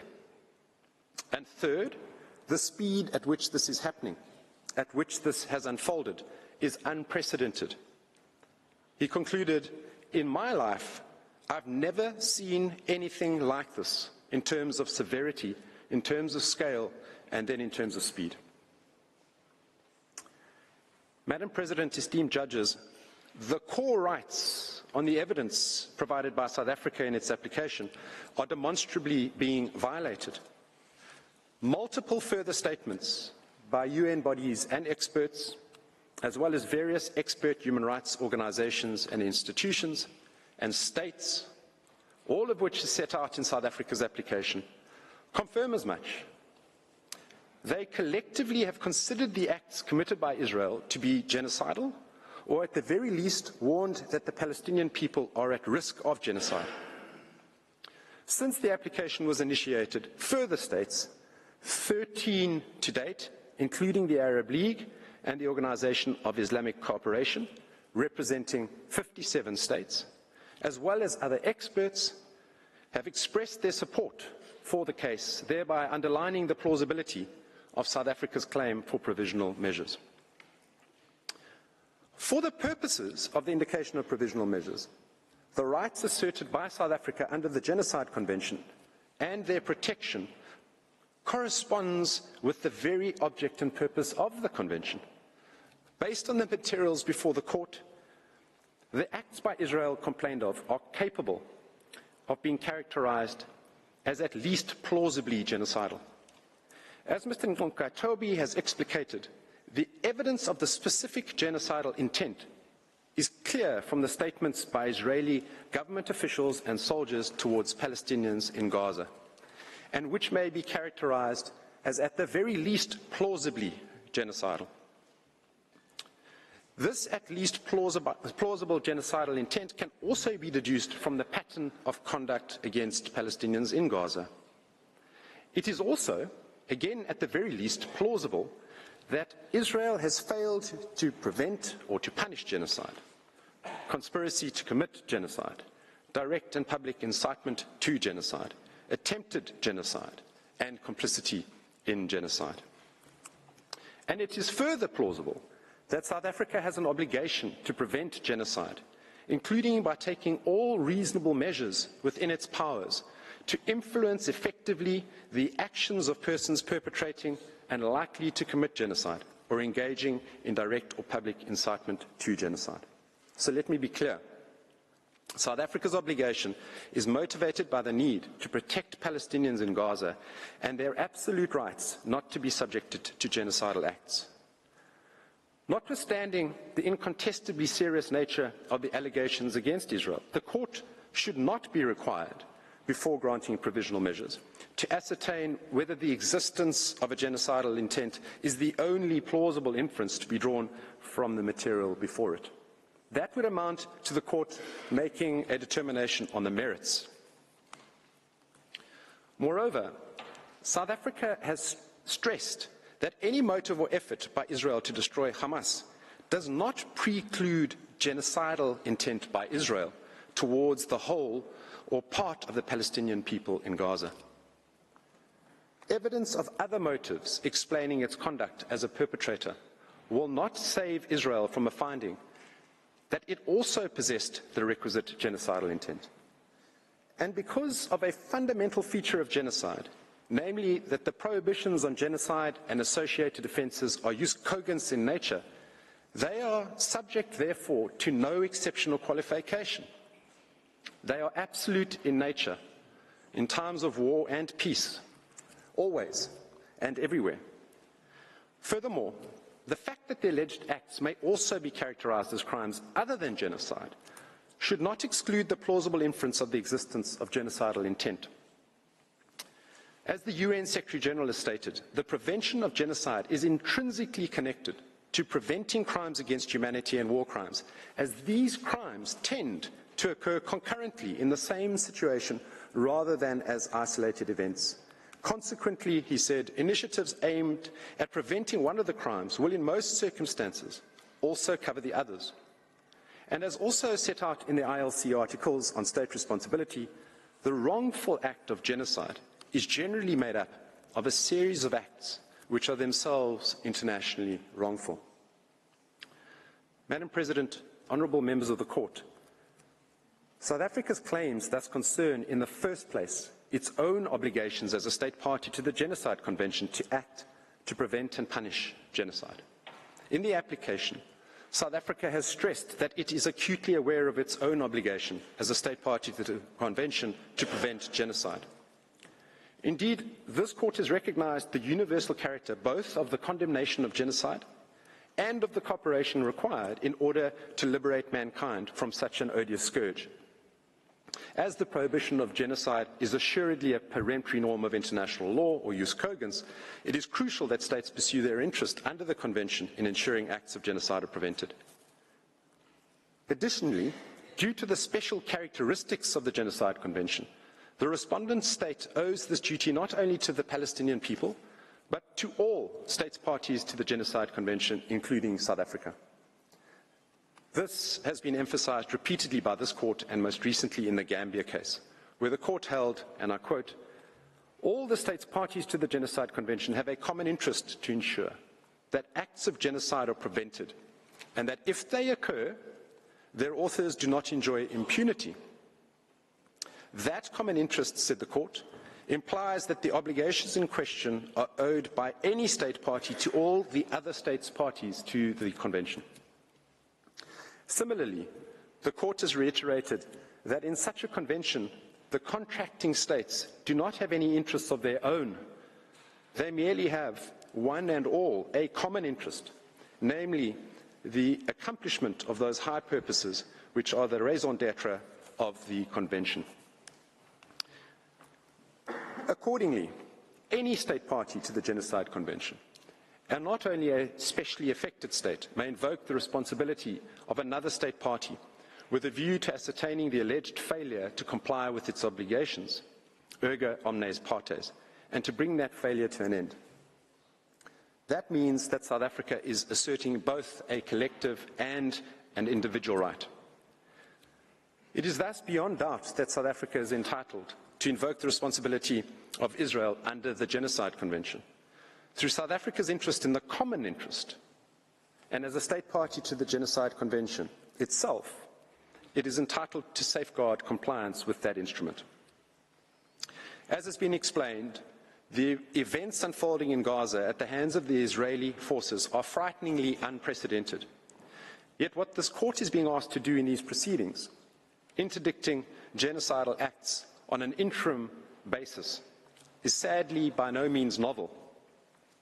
In relation to genocide, the Court has indicated provisional measures in analogous circumstances to these in the Gambia case, where, as here, a state sought provisional measures on the basis of the erga omnes right that the Genocide Convention be complied with. Also in respect of genocide, the Court did the same in the Bosnia and Ukraine cases. And most recently, this Court further accepted the erga omnes character of parties' rights in relation to the Torture Convention. So South Africa respectfully contends that in this case, the rights of the Palestinians in Gaza are no less worthy of this Court's considerable protective power under Article 41 to issue provisional measures. This Court cannot but find, as it did in the Gambia case, where this Court held that there is a correlation between the rights of members of groups protected under the Genocide Convention, the obligations incumbent on states parties thereto, and the right of any state party to seek compliance therewith by another state party. South Africa's request therefore complies with Article 41 of this Court statute and engages the power of this Court to preserve by such measures the rights which may subsequently be adjudged by it to belong to either party.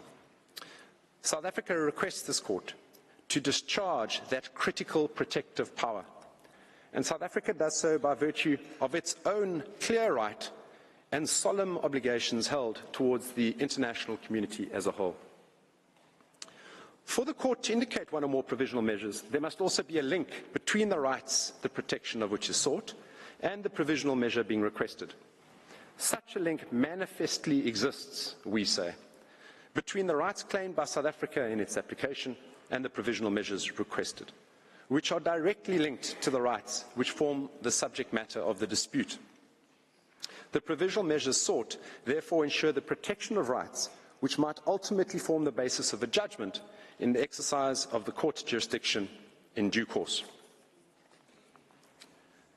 The rights at stake in these proceedings are certainly at least plausible, grounded in a possible interpretation of the Convention, and as the Convention imposes on parties the obligation to prevent and punish genocide under Article 1, and in doing so intends to protect groups and parts of groups from genocide.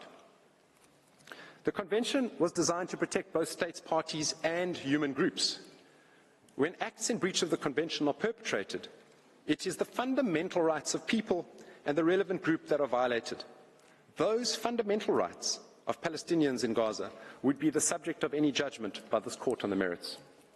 Madam President, members of the Court, to find otherwise will not only be to treat Palestinians differently as less worthy of protection than others, it would also be for the Court to unduly limit its own competence, to turn its back upon its extensive prior jurisprudence, and to close its eyes to the breach of the rights which lie at the heart of the Convention and which breaches are taking place in Gaza right now as I close.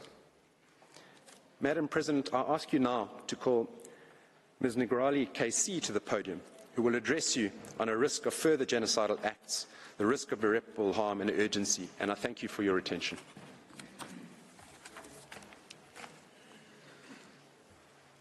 I thank Professor du Plessis, and I now invite Ms. Blini Negrali to take the floor. You have the floor, Madam.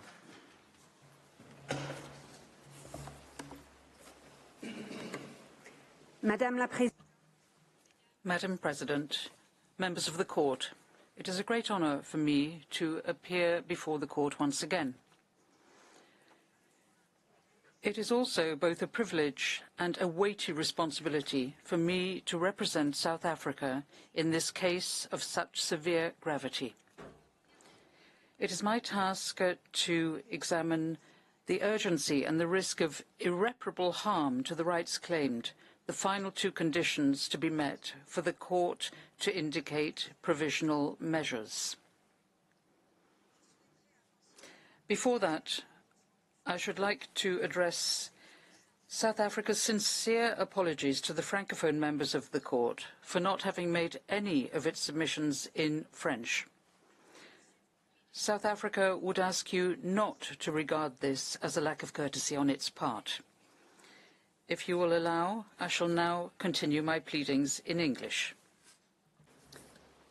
Madam President, members of the Court, there is an urgent need for provisional measures to protect Palestinians in Gaza from the irreparable prejudice caused by Israel's violations of the Genocide Convention. The United Nations Secretary-General and its chiefs describe the situation in Gaza variously as a crisis of humanity, a living hell, a bloodbath, a situation of utter deepening and unmatched horror, where an entire population is besieged and under attack, denied access to the essentials for survival on a massive scale. As the United Nations Under-Secretary-General for Humanitarian Affairs stated last Friday, and I quote, "Gaza has become a place of death and despair. Families are sleeping in the open as temperatures plummet. Areas where civilians were told to relocate for their safety have come under relentless bombardment. Medical facilities are under relentless attack. The few hospitals that are partially functional are overwhelmed with trauma cases, critically short of all supplies, and inundated by desperate people seeking safety. A public health disaster is unfolding. Infectious diseases are spreading in overcrowded shelters as sewers spill over. Some 180 women are giving birth daily amidst this chaos. People are facing the highest levels of food insecurity ever recorded. Famine is around the corner. For children in particular, the last 12 weeks have been traumatic. No food, no water, no school, nothing but the terrifying sounds of war, day in and day out. Gaza has simply become uninhabitable. Its people are witnessing daily threats to their very existence, while the world watches on." End quote.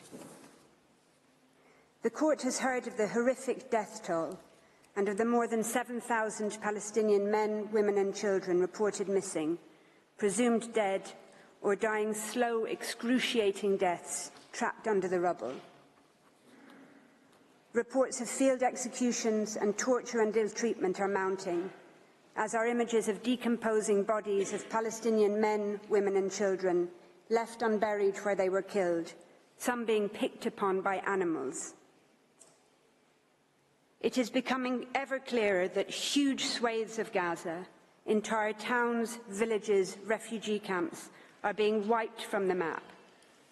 As you have heard, but it bears repeating, according to the World Food Programme, 4 out of 5 people in the world in famine or a catastrophic type of hunger are in Gaza right now. Indeed, experts warn that deaths from starvation and disease risk significantly outstripping deaths from bombings. The daily statistics stand as clear evidence of the urgency and of the irreparable prejudice. On the basis of the current figures, on average, 247 Palestinians are being killed and are at risk of being killed each day, many of them literally blown to pieces. They include 48 mothers each day, 2 every hour, and over 117 children each day, leading UNICEF to call Israel's actions a war on children. On current rates which show no sign of abating, each day, over 3 medics, 2 teachers, more than 1 United Nations employee, and more than 1 journalist will be killed, many while at work or in what appear to be targeted attacks on their family homes or where they are sheltering. The risk of famine will increase each day. Each day, an average of 629 people will be wounded, some multiple times over, as they move from place to place, desperately seeking sanctuary. Each day, over 10 Palestinian children will have one or both legs amputated, many without anaesthetic. Each day, on current rates, an average of 3,900 Palestinian homes will be damaged or destroyed. More mass graves will be dug. More cemeteries will be bulldozed and bombed and corpses violently exhumed, denying even the dead any dignity or peace. Each day, ambulances, hospitals and medics will continue to be attacked and killed. The first responders who have spent 3 months without international assistance, trying to dig families out of the rubble with their bare hands, will continue to be targeted. On current figures, one will be killed almost every second day, sometimes in attacks launched against those attending the scene to rescue the wounded.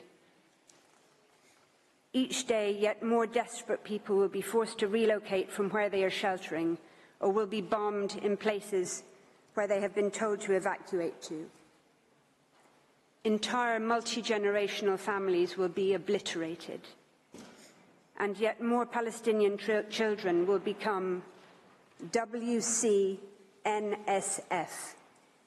Wounded Child, No Surviving Family, the terrible new acronym born out of Israel's genocidal assault on the Palestinian population in Gaza. There is an urgent need for provisional measures to prevent imminent, irreparable prejudice to the rights in issue in this case. There could not be a clearer or more compelling case. In the words of the Commissioner General of the United Nations Relief and Works Agency, there must be an end to the decimation of Gaza and of its people. Turning to the Court's case law, as the Court has recently reaffirmed, and I quote, "The condition of urgency is met when acts susceptible of causing irreparable prejudice can occur at any moment before the Court makes a final decision on the case." End quote. That is precisely the situation here. Any of those matters to which I have referred can and are occurring at any moment. United Nations Security Council resolutions demanding, quote, "the immediate, safe, unhindered delivery of humanitarian assistance at scale throughout Gaza and full, rapid, safe and unhindered humanitarian access," end quote, remain unimplemented. United Nations General Assembly resolutions calling for a humanitarian ceasefire have been ignored. The situation could not be more urgent. Since these proceedings were initiated on the 29th of December 2023 alone, an estimated over 1,703 Palestinians have been killed in Gaza and over 3,252 injured. As to the criterion of irreparable prejudice, for decades now, the Court has repeatedly found it to be satisfied in situations where serious risks arise to human life or to other fundamental rights. In the cases of Georgia, Russia and Armenia, Azerbaijan, the Court ordered provisional measures, having found a serious risk of irreparable prejudice where hundreds of thousands of people had been forced from their homes. In ordering provisional measures in the latter case, the Court noted the context of, I quote, "the long-standing exposure of the population to a situation of vulnerability, including hindrances to the importation of essential goods, causing shortages of food, medicine and other life-saving medical supplies," end quote. In Gaza, as you have heard, nearly 2 million people, over 85% of the population, have been repeatedly forced to flee their homes and shelters, not just once or twice, but some 3, 4 or more times over, into shrinking slivers of land where they continue to be bombed and killed. This is a population that Israel had already made vulnerable through 16 years of military blockade and crippling de-development. Today, Israel's hindrances to the import of food and essential items have brought Gaza to the brink of famine. with adults, mothers, fathers, grandparents regularly foregoing food for the day so that children can eat at least something. Medicine shortages and the lack of medical treatment, clean water and electricity are so great that large numbers of Palestinians are dying or are at imminent risk of dying preventable deaths. Cancer and other services have long shut down. Women are undergoing caesarean sections without anaesthetic in barely functioning hospitals, described as scenes from a horror movie, with many undergoing otherwise unnecessary hysterectomies in an attempt to save their lives. In the Canada-Syria torture case, the court made clear that, I quote, individuals subject to torture and other acts of cruel, inhuman or degrading treatment or punishment are at serious risk of irreparable prejudice. Well, Palestinians in Gaza are also at risk of such irreparable prejudice, with videos of Palestinian boys and men rounded up and stripped and degraded broadcast to the world, alongside footage of serious bodily harm and accounts of serious mental harm and humiliation.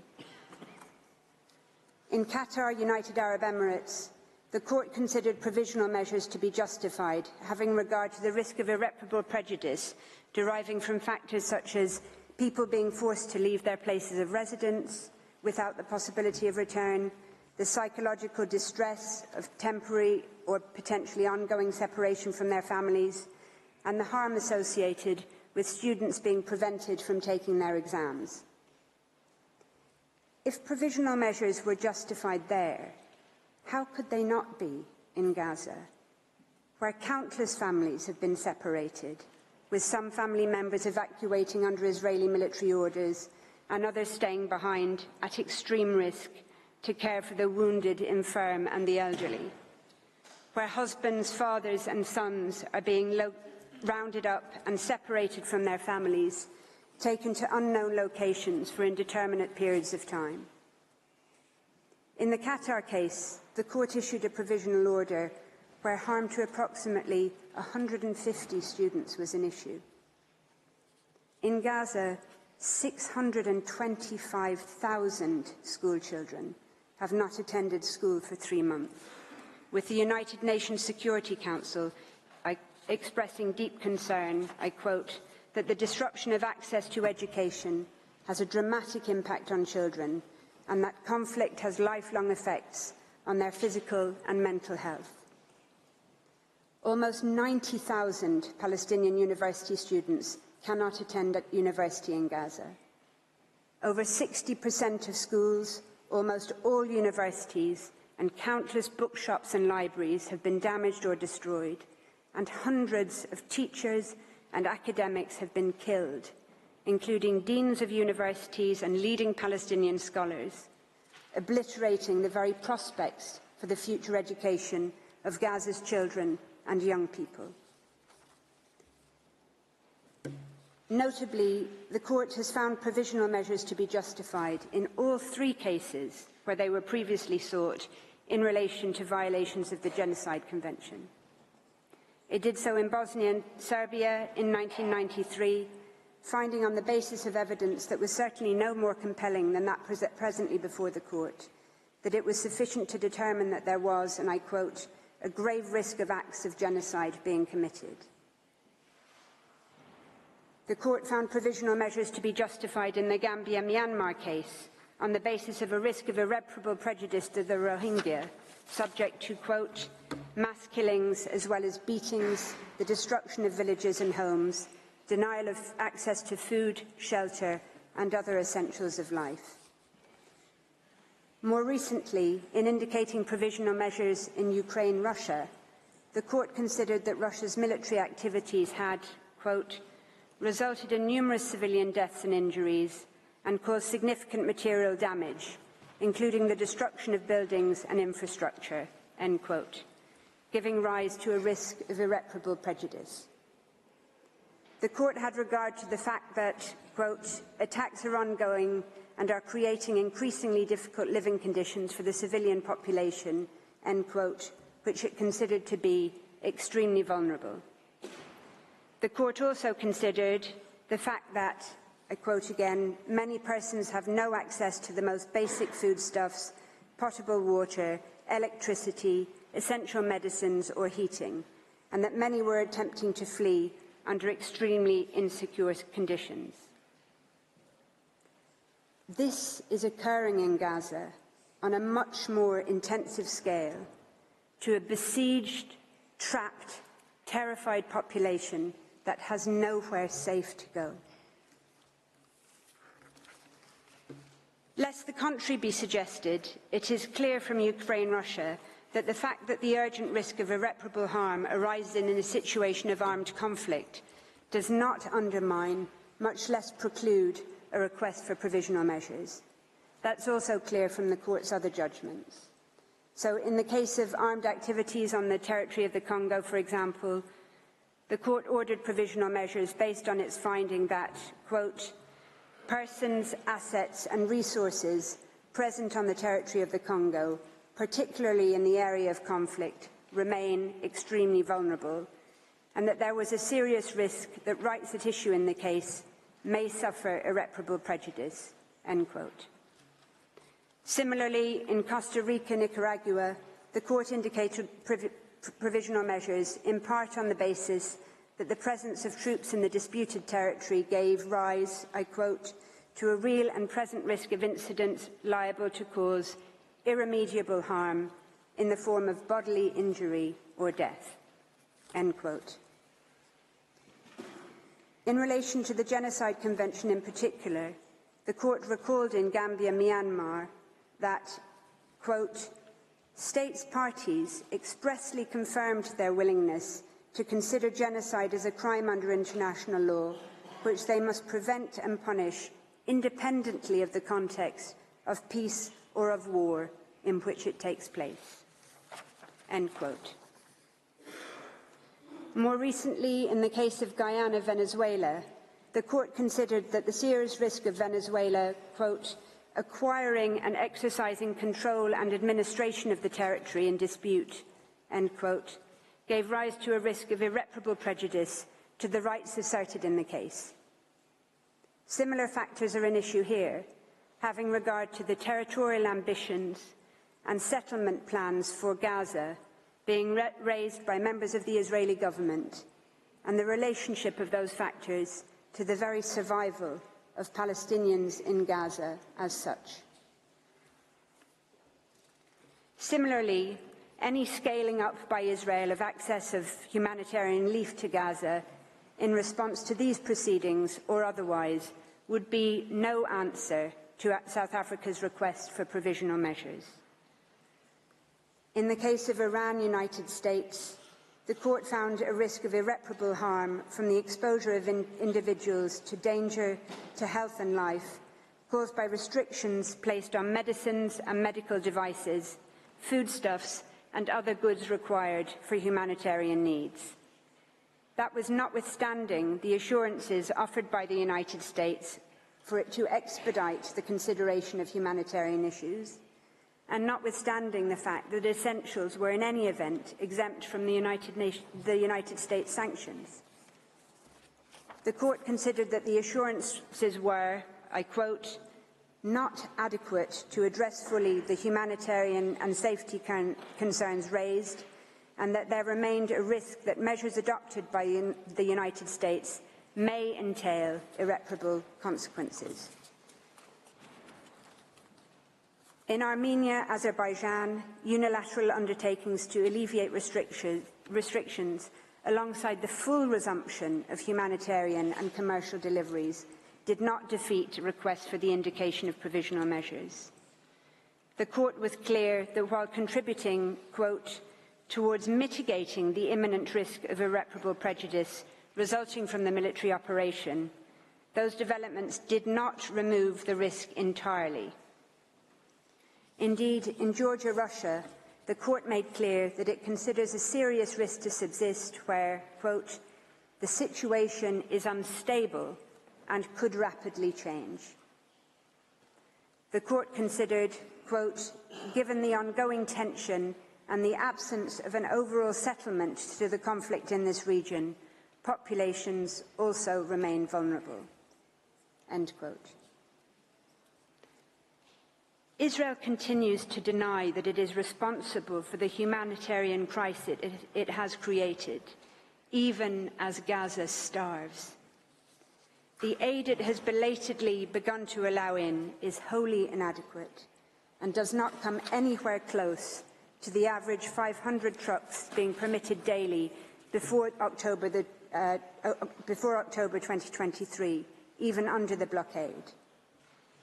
Any unilateral undertakings Israel might seek to give about future aid would not remove the risk of irreparable prejudice, not least considering Israel's past and current conduct towards the Palestinian people, including the 16 years of brutal siege on Gaza.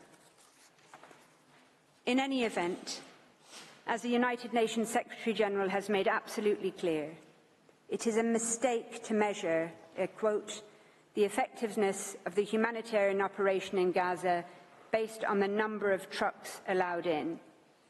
As he stressed, I quote, "The real problem is that the way Israel is conducting this offensive means that the conditions for the effective delivery of humanitarian aid no longer exist.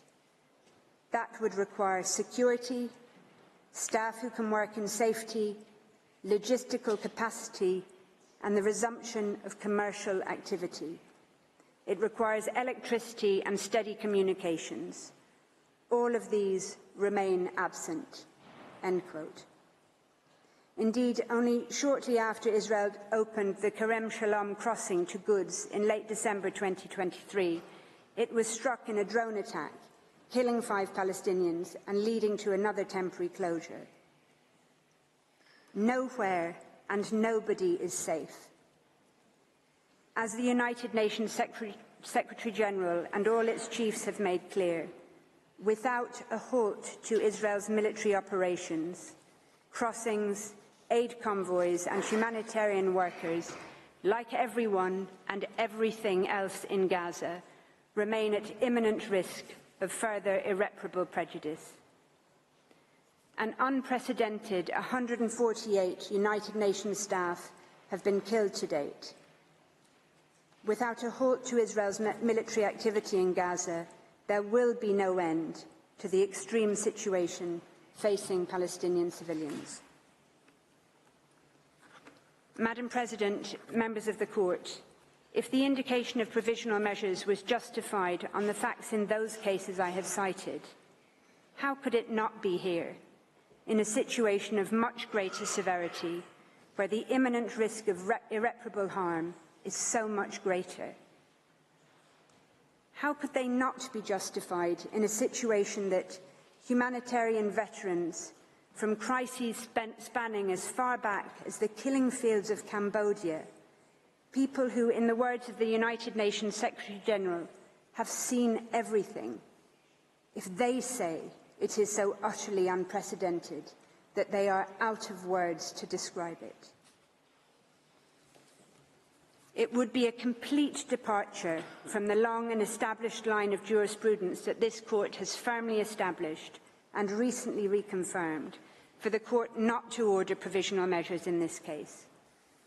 The imminent risk of death, harm and destruction that Palestinians in Gaza face today and that they risk every day during the pendency of these proceedings, on any view justifies, indeed compels, the indication of provisional measures. Some might say that the very reputation of international law, its ability and willingness to bind and to protect all peoples equally, hangs in the balance. But the Genocide Convention is about much more than legal precedent. It is also fundamentally about the confirmation and endorsement of elementary principles of morality. The Court recalled the 1946 General Assembly resolution on the crime of genocide, which made clear that, I quote, "Genocide is a denial of the right of existence of entire human groups, as homicide is the denial of the right to live of individual human beings. Such denial of the right of existence shocks the conscience of mankind, results in great losses to humanity in the form of cultural and other contributions represented by these human groups, and is contrary to moral law and to the spirit and aims of the United Nations." End quote. Notwithstanding the Genocide Convention's recognition of the need to rid the world of the odious scourge of genocide, the international community has repeatedly failed. It failed the people of Rwanda, it had failed the Bosnian people and the Rohingya, prompting this court to take action. It failed again by ignoring the early warnings of the grave risk of genocide to the Palestinian people, sounded by international experts since 19th of October of last year. The international community continues to fail the Palestinian people, despite the overt, dehumanizing, genocidal rhetoric by Israeli governmental and military officials, matched by the Israeli army's actions on the ground. Despite the horror of the genocide against the Palestinian people being live-streamed from Gaza to our mobile phones, computers and television screens, the first genocide in history where its victims are broadcasting their own destruction in real time in the desperate, so far vain hope that the world might do something. Gaza represents nothing short of a moral failure, as described by the usually circumspect International Committee of the Red Cross. As underscored by United Nations chiefs, that failure has, I quote, repercussions not just for the people of Gaza, but for the generations to come, who will never forget these over 90 days of hell and assaults on the most basic precepts of humanity. As stated by a United Nations spokesperson in Gaza last week, at the site of a hospital clearly marked with the symbol of the Red Crescent, where 5 Palestinians, including a 5-day-old baby, had just been killed. The world should be absolutely horrified. The world should be absolutely outraged. There is no safe space in Gaza, and the world should be ashamed. Madam President, members of the Court, in conclusion, I share with you 2 photographs. The first is of a whiteboard at a hospital in northern Gaza, one of the many Palestinian hospitals targeted, besieged and bombed by Israel over the course of the past 3 brutal months. The whiteboard is wiped clean of no longer possible surgical cases, leaving only a handwritten message by a Médecins Sans Frontières doctor which reads, "We did what we could. Remember us." The second photograph is of the same whiteboard after an Israeli strike on the hospital on the 21st of November that killed the author of the message, Dr. Mahmoud Abu Nujayla, along with 2 of his colleagues. Just over a month later, in a powerful sermon delivered from a church in Bethlehem on Christmas Day, the same day Israel had killed 250 Palestinians, including at least 86 people, many from the same family, massacred in a single strike on Maghazi refugee camp. Palestinian pastor Munzar Ishaq addressed his congregation and the world, and he said, and I quote, "Gaza as we know it no longer exists. This is an annihilation. This is a genocide. We will rise. We will stand up again from the midst of destruction, as we have always done as Palestinians, though this is by far maybe the biggest blow we have received." But he said, "No apologies will be accepted after the genocide. What has been done has been done. I want you to look in the mirror and ask, where was I when Gaza was going through a genocide?" South Africa is here, before this court, in the Peace Palace. It has done what it could. It is doing what it can, by initiating these proceedings, by seeking interim measures against itself as well as against Israel. South Africa now respectfully and humbly calls on this honourable court to do what is in its power to do, to indicate the provisional measures that are so urgently required to prevent further irreparable harm to the Palestinian people in Gaza, whose hopes, including for their very survival, are now vested in this court. Madam President, members of the court, I should like to thank you for your kind attention. I ask that you call Professor Lowe, KC, to the podium now to describe the provisional measures sought by South Africa on behalf of the Palestinian people. I thank Ms. Negralik, and I now invite Professor Von Lowe to address the court. You have the floor, Professor.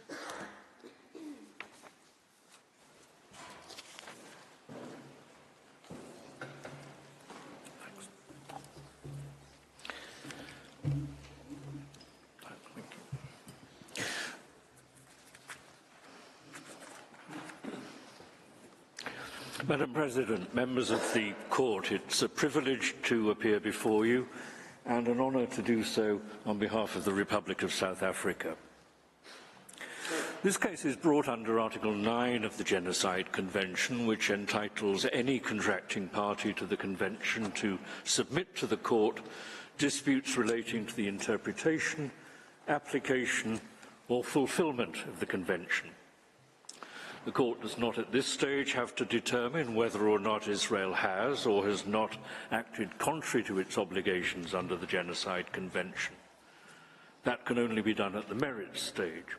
It's concerned now only with the question of what provisional measures are required pending the court's final decision on the merits. The court's jurisprudence points to 5 requirements for the ordering of provisional measures. The first is that there should be prima facie jurisdiction, and that was addressed by Professor Dugard. The second is that there should be a link between the measures requested and the rights underlying the main claim. This requirement is plainly satisfied. The measures request an order that Israel does not violate the very rights secured by the Genocide Convention as set out in South Africa's application. The third is the plausibility of the rights that are claimed. Professor du Plessis explained that this is clearly satisfied. The rights claimed are the very core of the Convention, notably the right not to be killed or seriously harmed, and the right of the group not to be physically destroyed. Fourth and fifth, there must be a risk of irreparable prejudice capable of arising prior to the final determination of the dispute, and there must be urgency. Ms. Negralik addressed those points. Israel has, for over 3 months, been mounting a continuous siege and bombardment of Gaza of a ferocity and duration that can only be seen as an attempt to destroy Gaza and its citizens. And it is publicly asserting that it will continue to do so. You are aware of the scale of the death and the scale of the destruction, and it is continuing at this very minute. The court has said that, quote, a state's obligation to prevent genocide and the corresponding duty to act arise at the instant that the state learns of, or should normally have learned of, the existence of a serious risk that genocide will be committed. From that moment onwards, if a state has available to it means likely to have a deterrent effect, on those suspected of preparing genocide or reasonably suspected of harbouring specific intent, it is under a duty to make such use of those means as the circumstances permit." End quote. And that is what South Africa has done by making this application. In cases such as La Grande, Avena, Jadav, this court has exercised its power to order provisional measures, having regard to the impact not only of provisional measures on the state's parties to a case, but also to the impact on the individuals directly affected and their rights. It has issued orders to restrain states from killing individuals in a manner alleged to violate international law. And that is what South Africa is requesting, after more than 23,000 individuals have already been killed in the siege and bombardment of Gaza, the overwhelming majority of them innocent men, women and children. The court also issues orders to safeguard the integrity of its proceedings and the efficacy of its final ruling.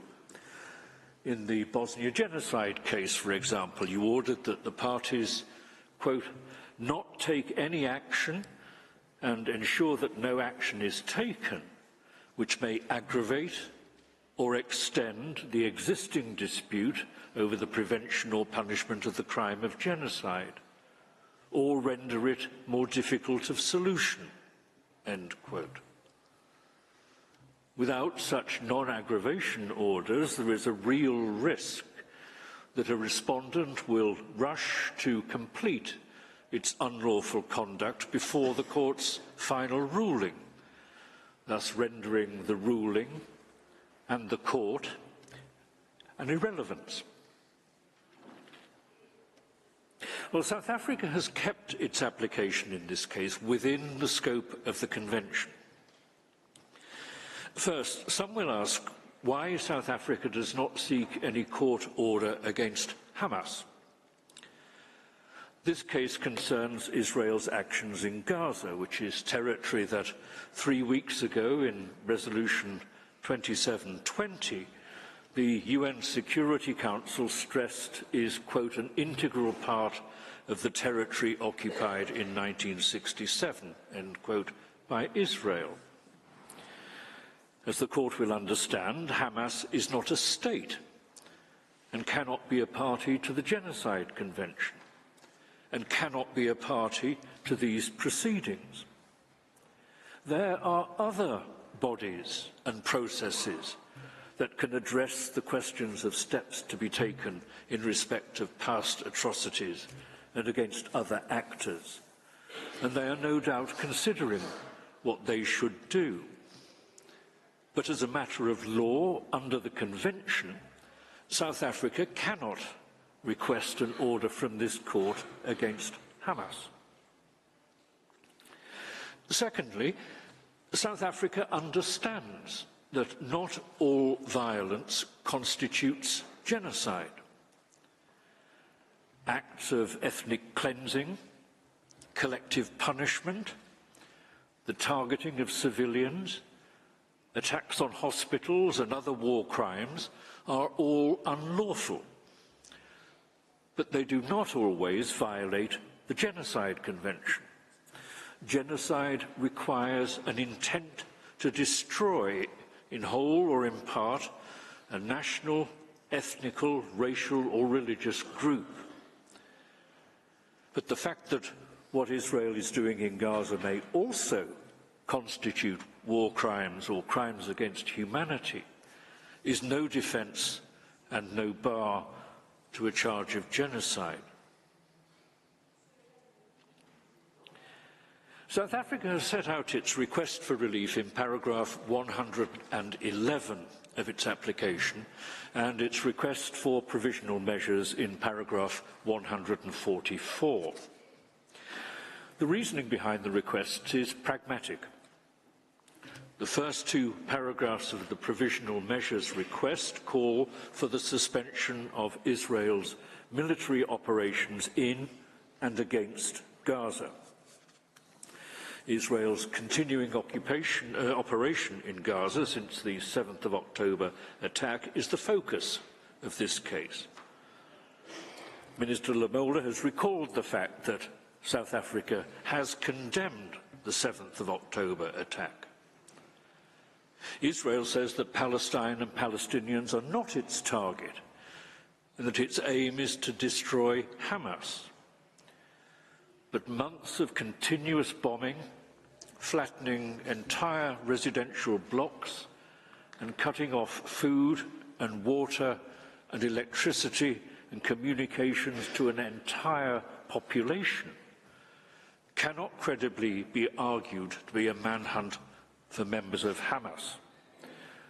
It is an indiscriminate attack, killing, maiming, and terrorizing the entire population of Gaza with no regard to questions of innocence or guilt, obliterating the homes and cities in which they live, and destroying any practical possibility of their return to make their homes amidst the rubble.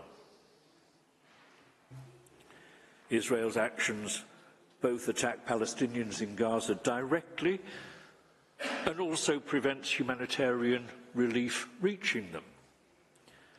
Palestinians face death from continuing bombardments and shootings, and death from starvation and disease, which is even more indiscriminate, but usually slower.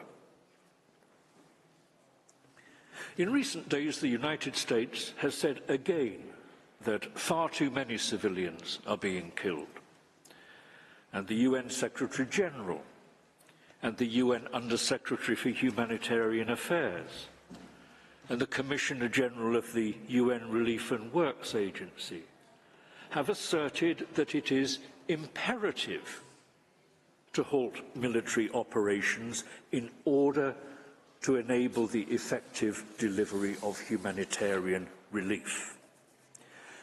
And that is why South Africa has requested an order for the immediate suspension of Israel's military operations in and against Gaza.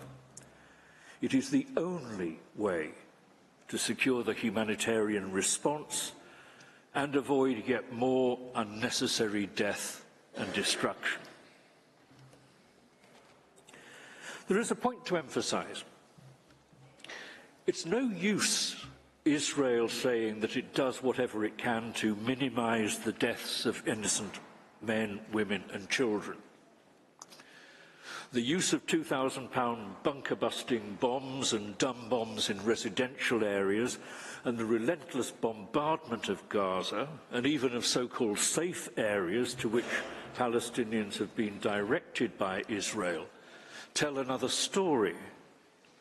But that is not the only point.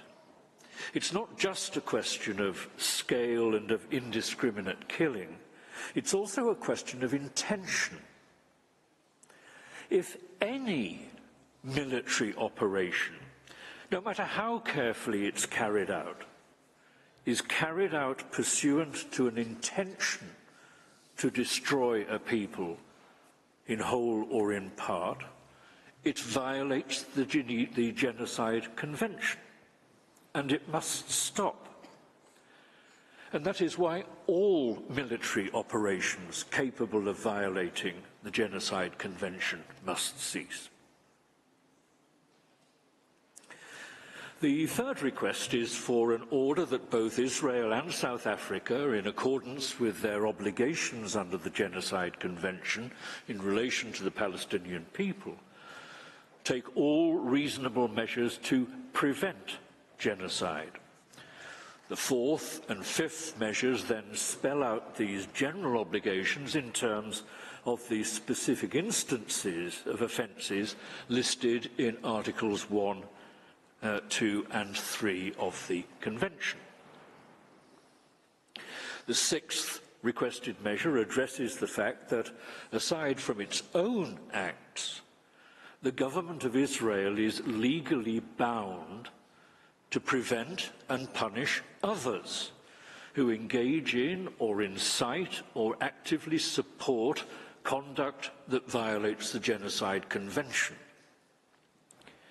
Until the reported intervention of the Attorney General 36 hours ago, Israeli authorities appear to have done practically nothing to stop the flow of genocidal rhetoric, including statements emanating from the ranks of public officials. Indeed, the toleration, even normalization of such incitement has become a matter of concern within Israel itself. And that is why this measure is sought. This case is important. Lives are at stake. Israel's credibility and reputation are at stake. Yet evidence that could determine whether or not particular acts violate the Genocide Convention is being lost or destroyed, while fact-finders and foreign journalists are unable to report freely from Gaza. Hence the seventh request, which is for an order directing the preservation of evidence. And finally, South Africa asks that the court require specific reports from Israel on what it is doing to implement the order. General assurances are not enough. Reports published via the court are an essential element of accountability. I should address the question of self-defence. In its advisory opinion in the Wall case, the court noted that the threat that Israel had argued justified the construction of the wall was not imputable to a foreign state, but emanated from territory, the occupied Palestinian territory, over which Israel itself exercises control. For those reasons, the court decided, as a matter of international law, the right of self-defence under Article 51 of the Charter, the UN Charter, had no relevance in such circumstances. 20 days ago, the Security Council affirmed yet again that Gaza is occupied territory. Though Israel refers to a complete withdrawal from Gaza, it has retained control over Gaza, over access by land and sea and air, and over key governmental functions and supplies of water and electricity. The tightness of its grip may have varied, but no one can doubt the continuous reality of Israel's grip on Gaza. The court's legal holding from 2004 holds good, and a similar point is to be made here. What Israel is doing in Gaza, it is doing in territory under its own control. Its actions are enforcing its occupation. The law on self-defence under Article 51 of the UN Charter has no application. But that is not the main point. The main point is much simpler. It is that no matter how monstrous or appalling an attack or provocation, genocide is never a permitted response. Every use of force, whether used in self-defence or in enforcing an occupation or in policing operations or otherwise, must stay within the limits set by international law, including the explicit duty in Article 1 of the Convention to prevent genocide. South Africa believes that the publicly available evidence of the scale of the destruction resulting from the bombardment of Gaza and the deliberate restriction of food, water, medicines and electricity available to the population of Gaza demonstrates that the government of Israel, not Jewish people or Israeli citizens, the government of Israel and its military is intent on destroying the Palestinians in Gaza as a group and is doing nothing to prevent or punish the actions of others who support that aim. And I repeat, the point is not simply that Israel is acting disproportionately. The point is that the prohibition on genocide is an absolute, a peremptory rule of law. Nothing can ever justify genocide.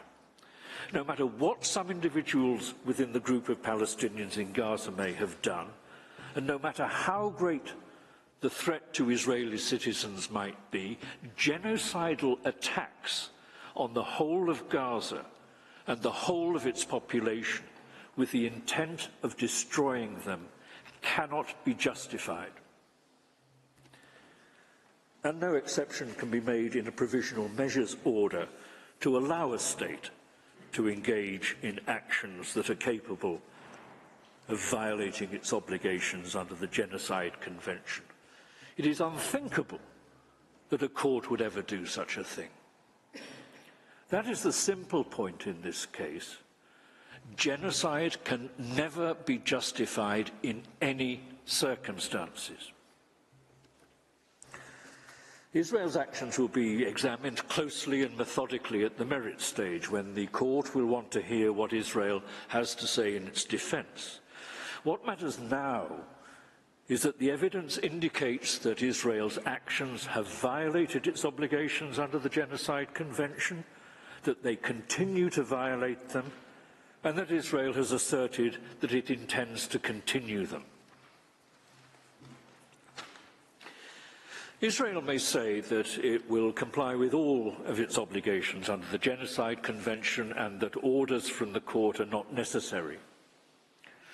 But in previous cases, the court has held that such unilateral statements do not remove the risk of irreparable prejudice or obviate the need for a court order.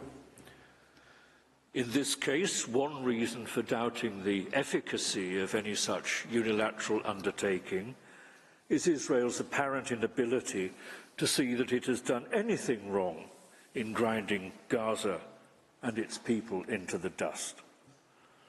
Another reason is that a departure from or reinterpretation of any unilateral undertaking by Israel may lead to consequences so appalling that the risk simply cannot be taken.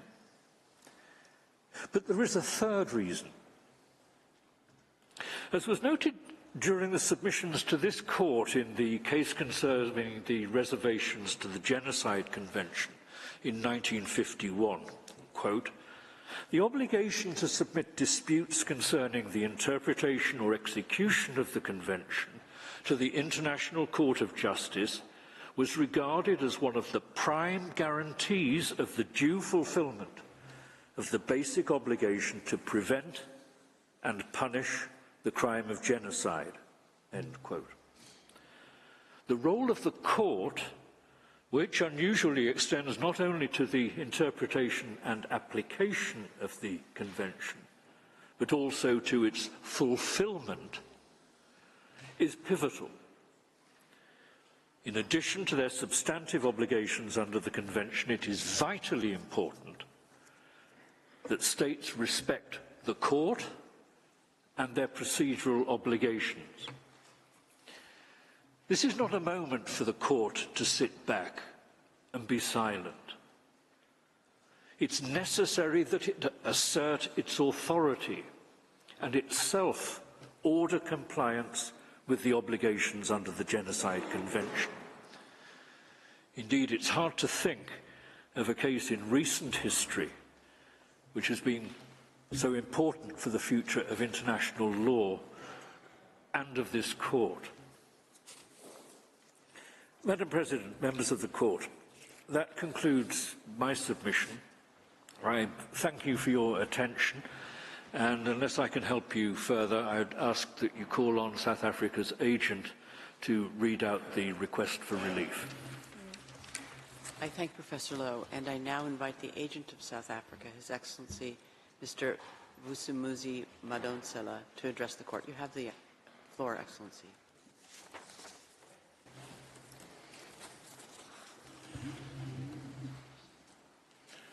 Madam President, it remains my honor to read to Your Excellencies the provisional measures that South Africa requests from the court. You have heard the reasons set out which justify the measures being sought. To sum up, the indication of provisional measures is, we recognize, without prejudice to the merits of the underlying claim. Yet, the evidence at this stage indicates grave violence and genocidal acts against the Palestinians in Gaza, in flagrant contravention of the Genocide Convention and in breach of their rights. South Africa has come to this court to prevent genocide and to do so in the discharge of the international obligation that rests on South Africa and all other states under the Convention.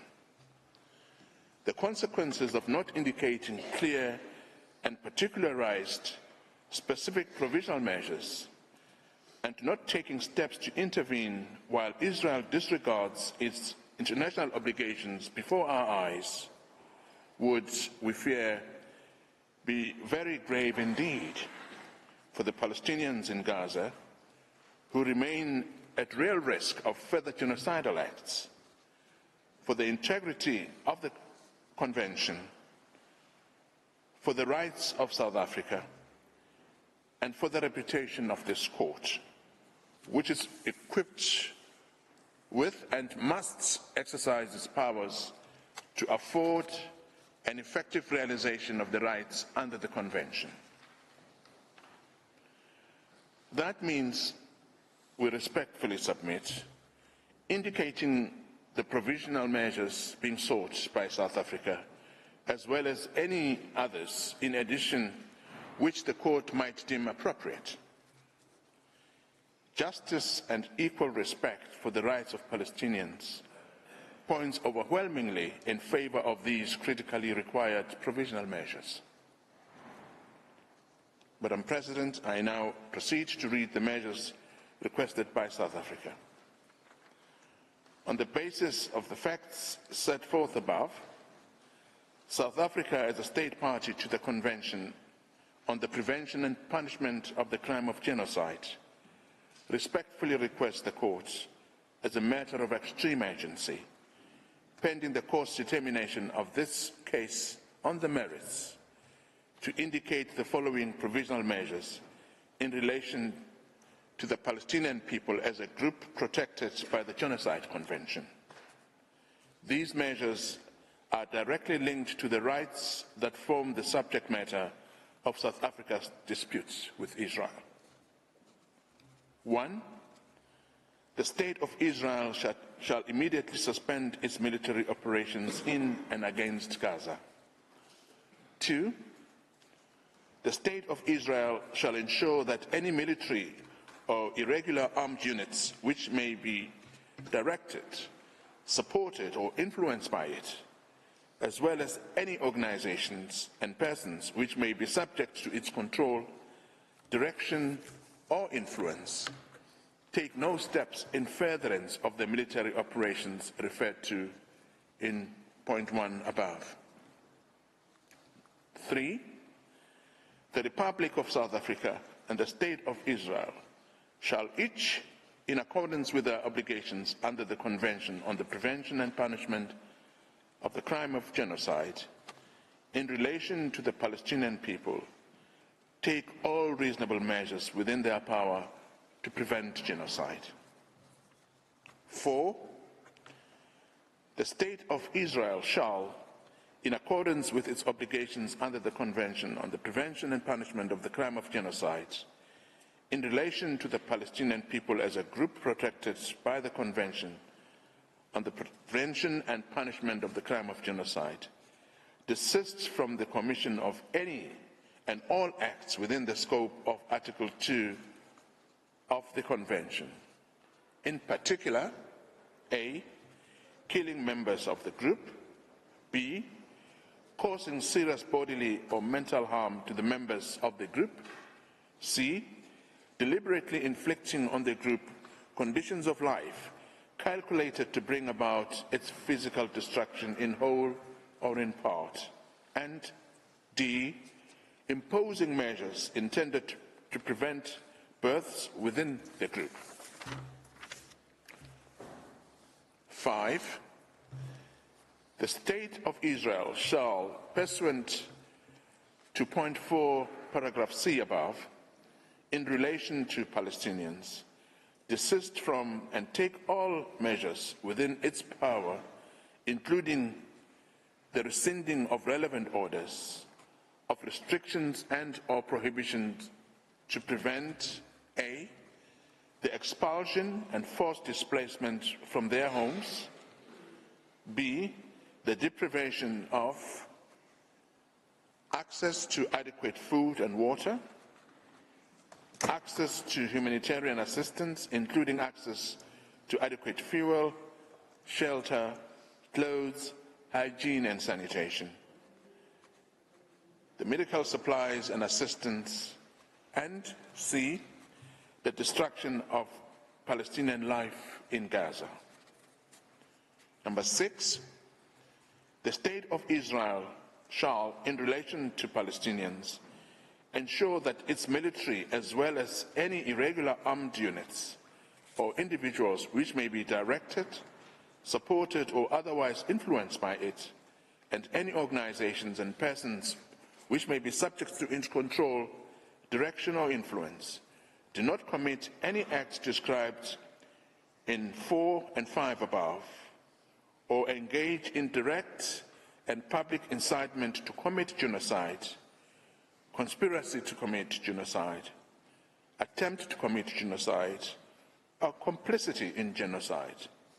And insofar as they do engage therein, that steps are taken towards their punishment pursuant to Articles 1, 2, 3, and 4 of the Convention on the Prevention and Punishment of the Crime of Genocide. Number 7, the State of Israel shall take effective measures to prevent the destruction and ensure the preservation of evidence related to allegations of acts within the scope of Article 2 of the Convention on the Prevention and Punishment of the Crime of Genocide. To that end, the State of Israel shall not act to deny or otherwise restrict access by fact-finding missions, international mandates and other bodies to Gaza to assist in ensuring the preservation and retention of said evidence. Number 8, the State of Israel shall submit a report to the court on all measures taken to give effect to this order within 1 week, as from the date of this order, and thereafter at such regular intervals as the court shall order, until a final decision on the case is rendered by the court, and that such reports shall be published by the court. I beg your pardon.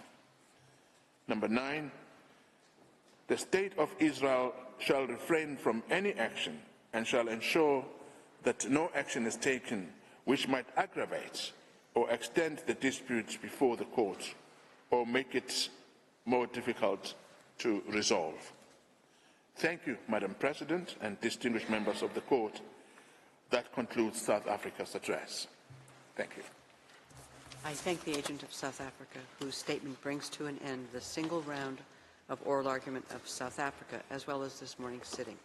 The court will meet again tomorrow, 12 January 2024 at 10 a.m. to hear the single round oral argument of Israel. The sitting is adjourned.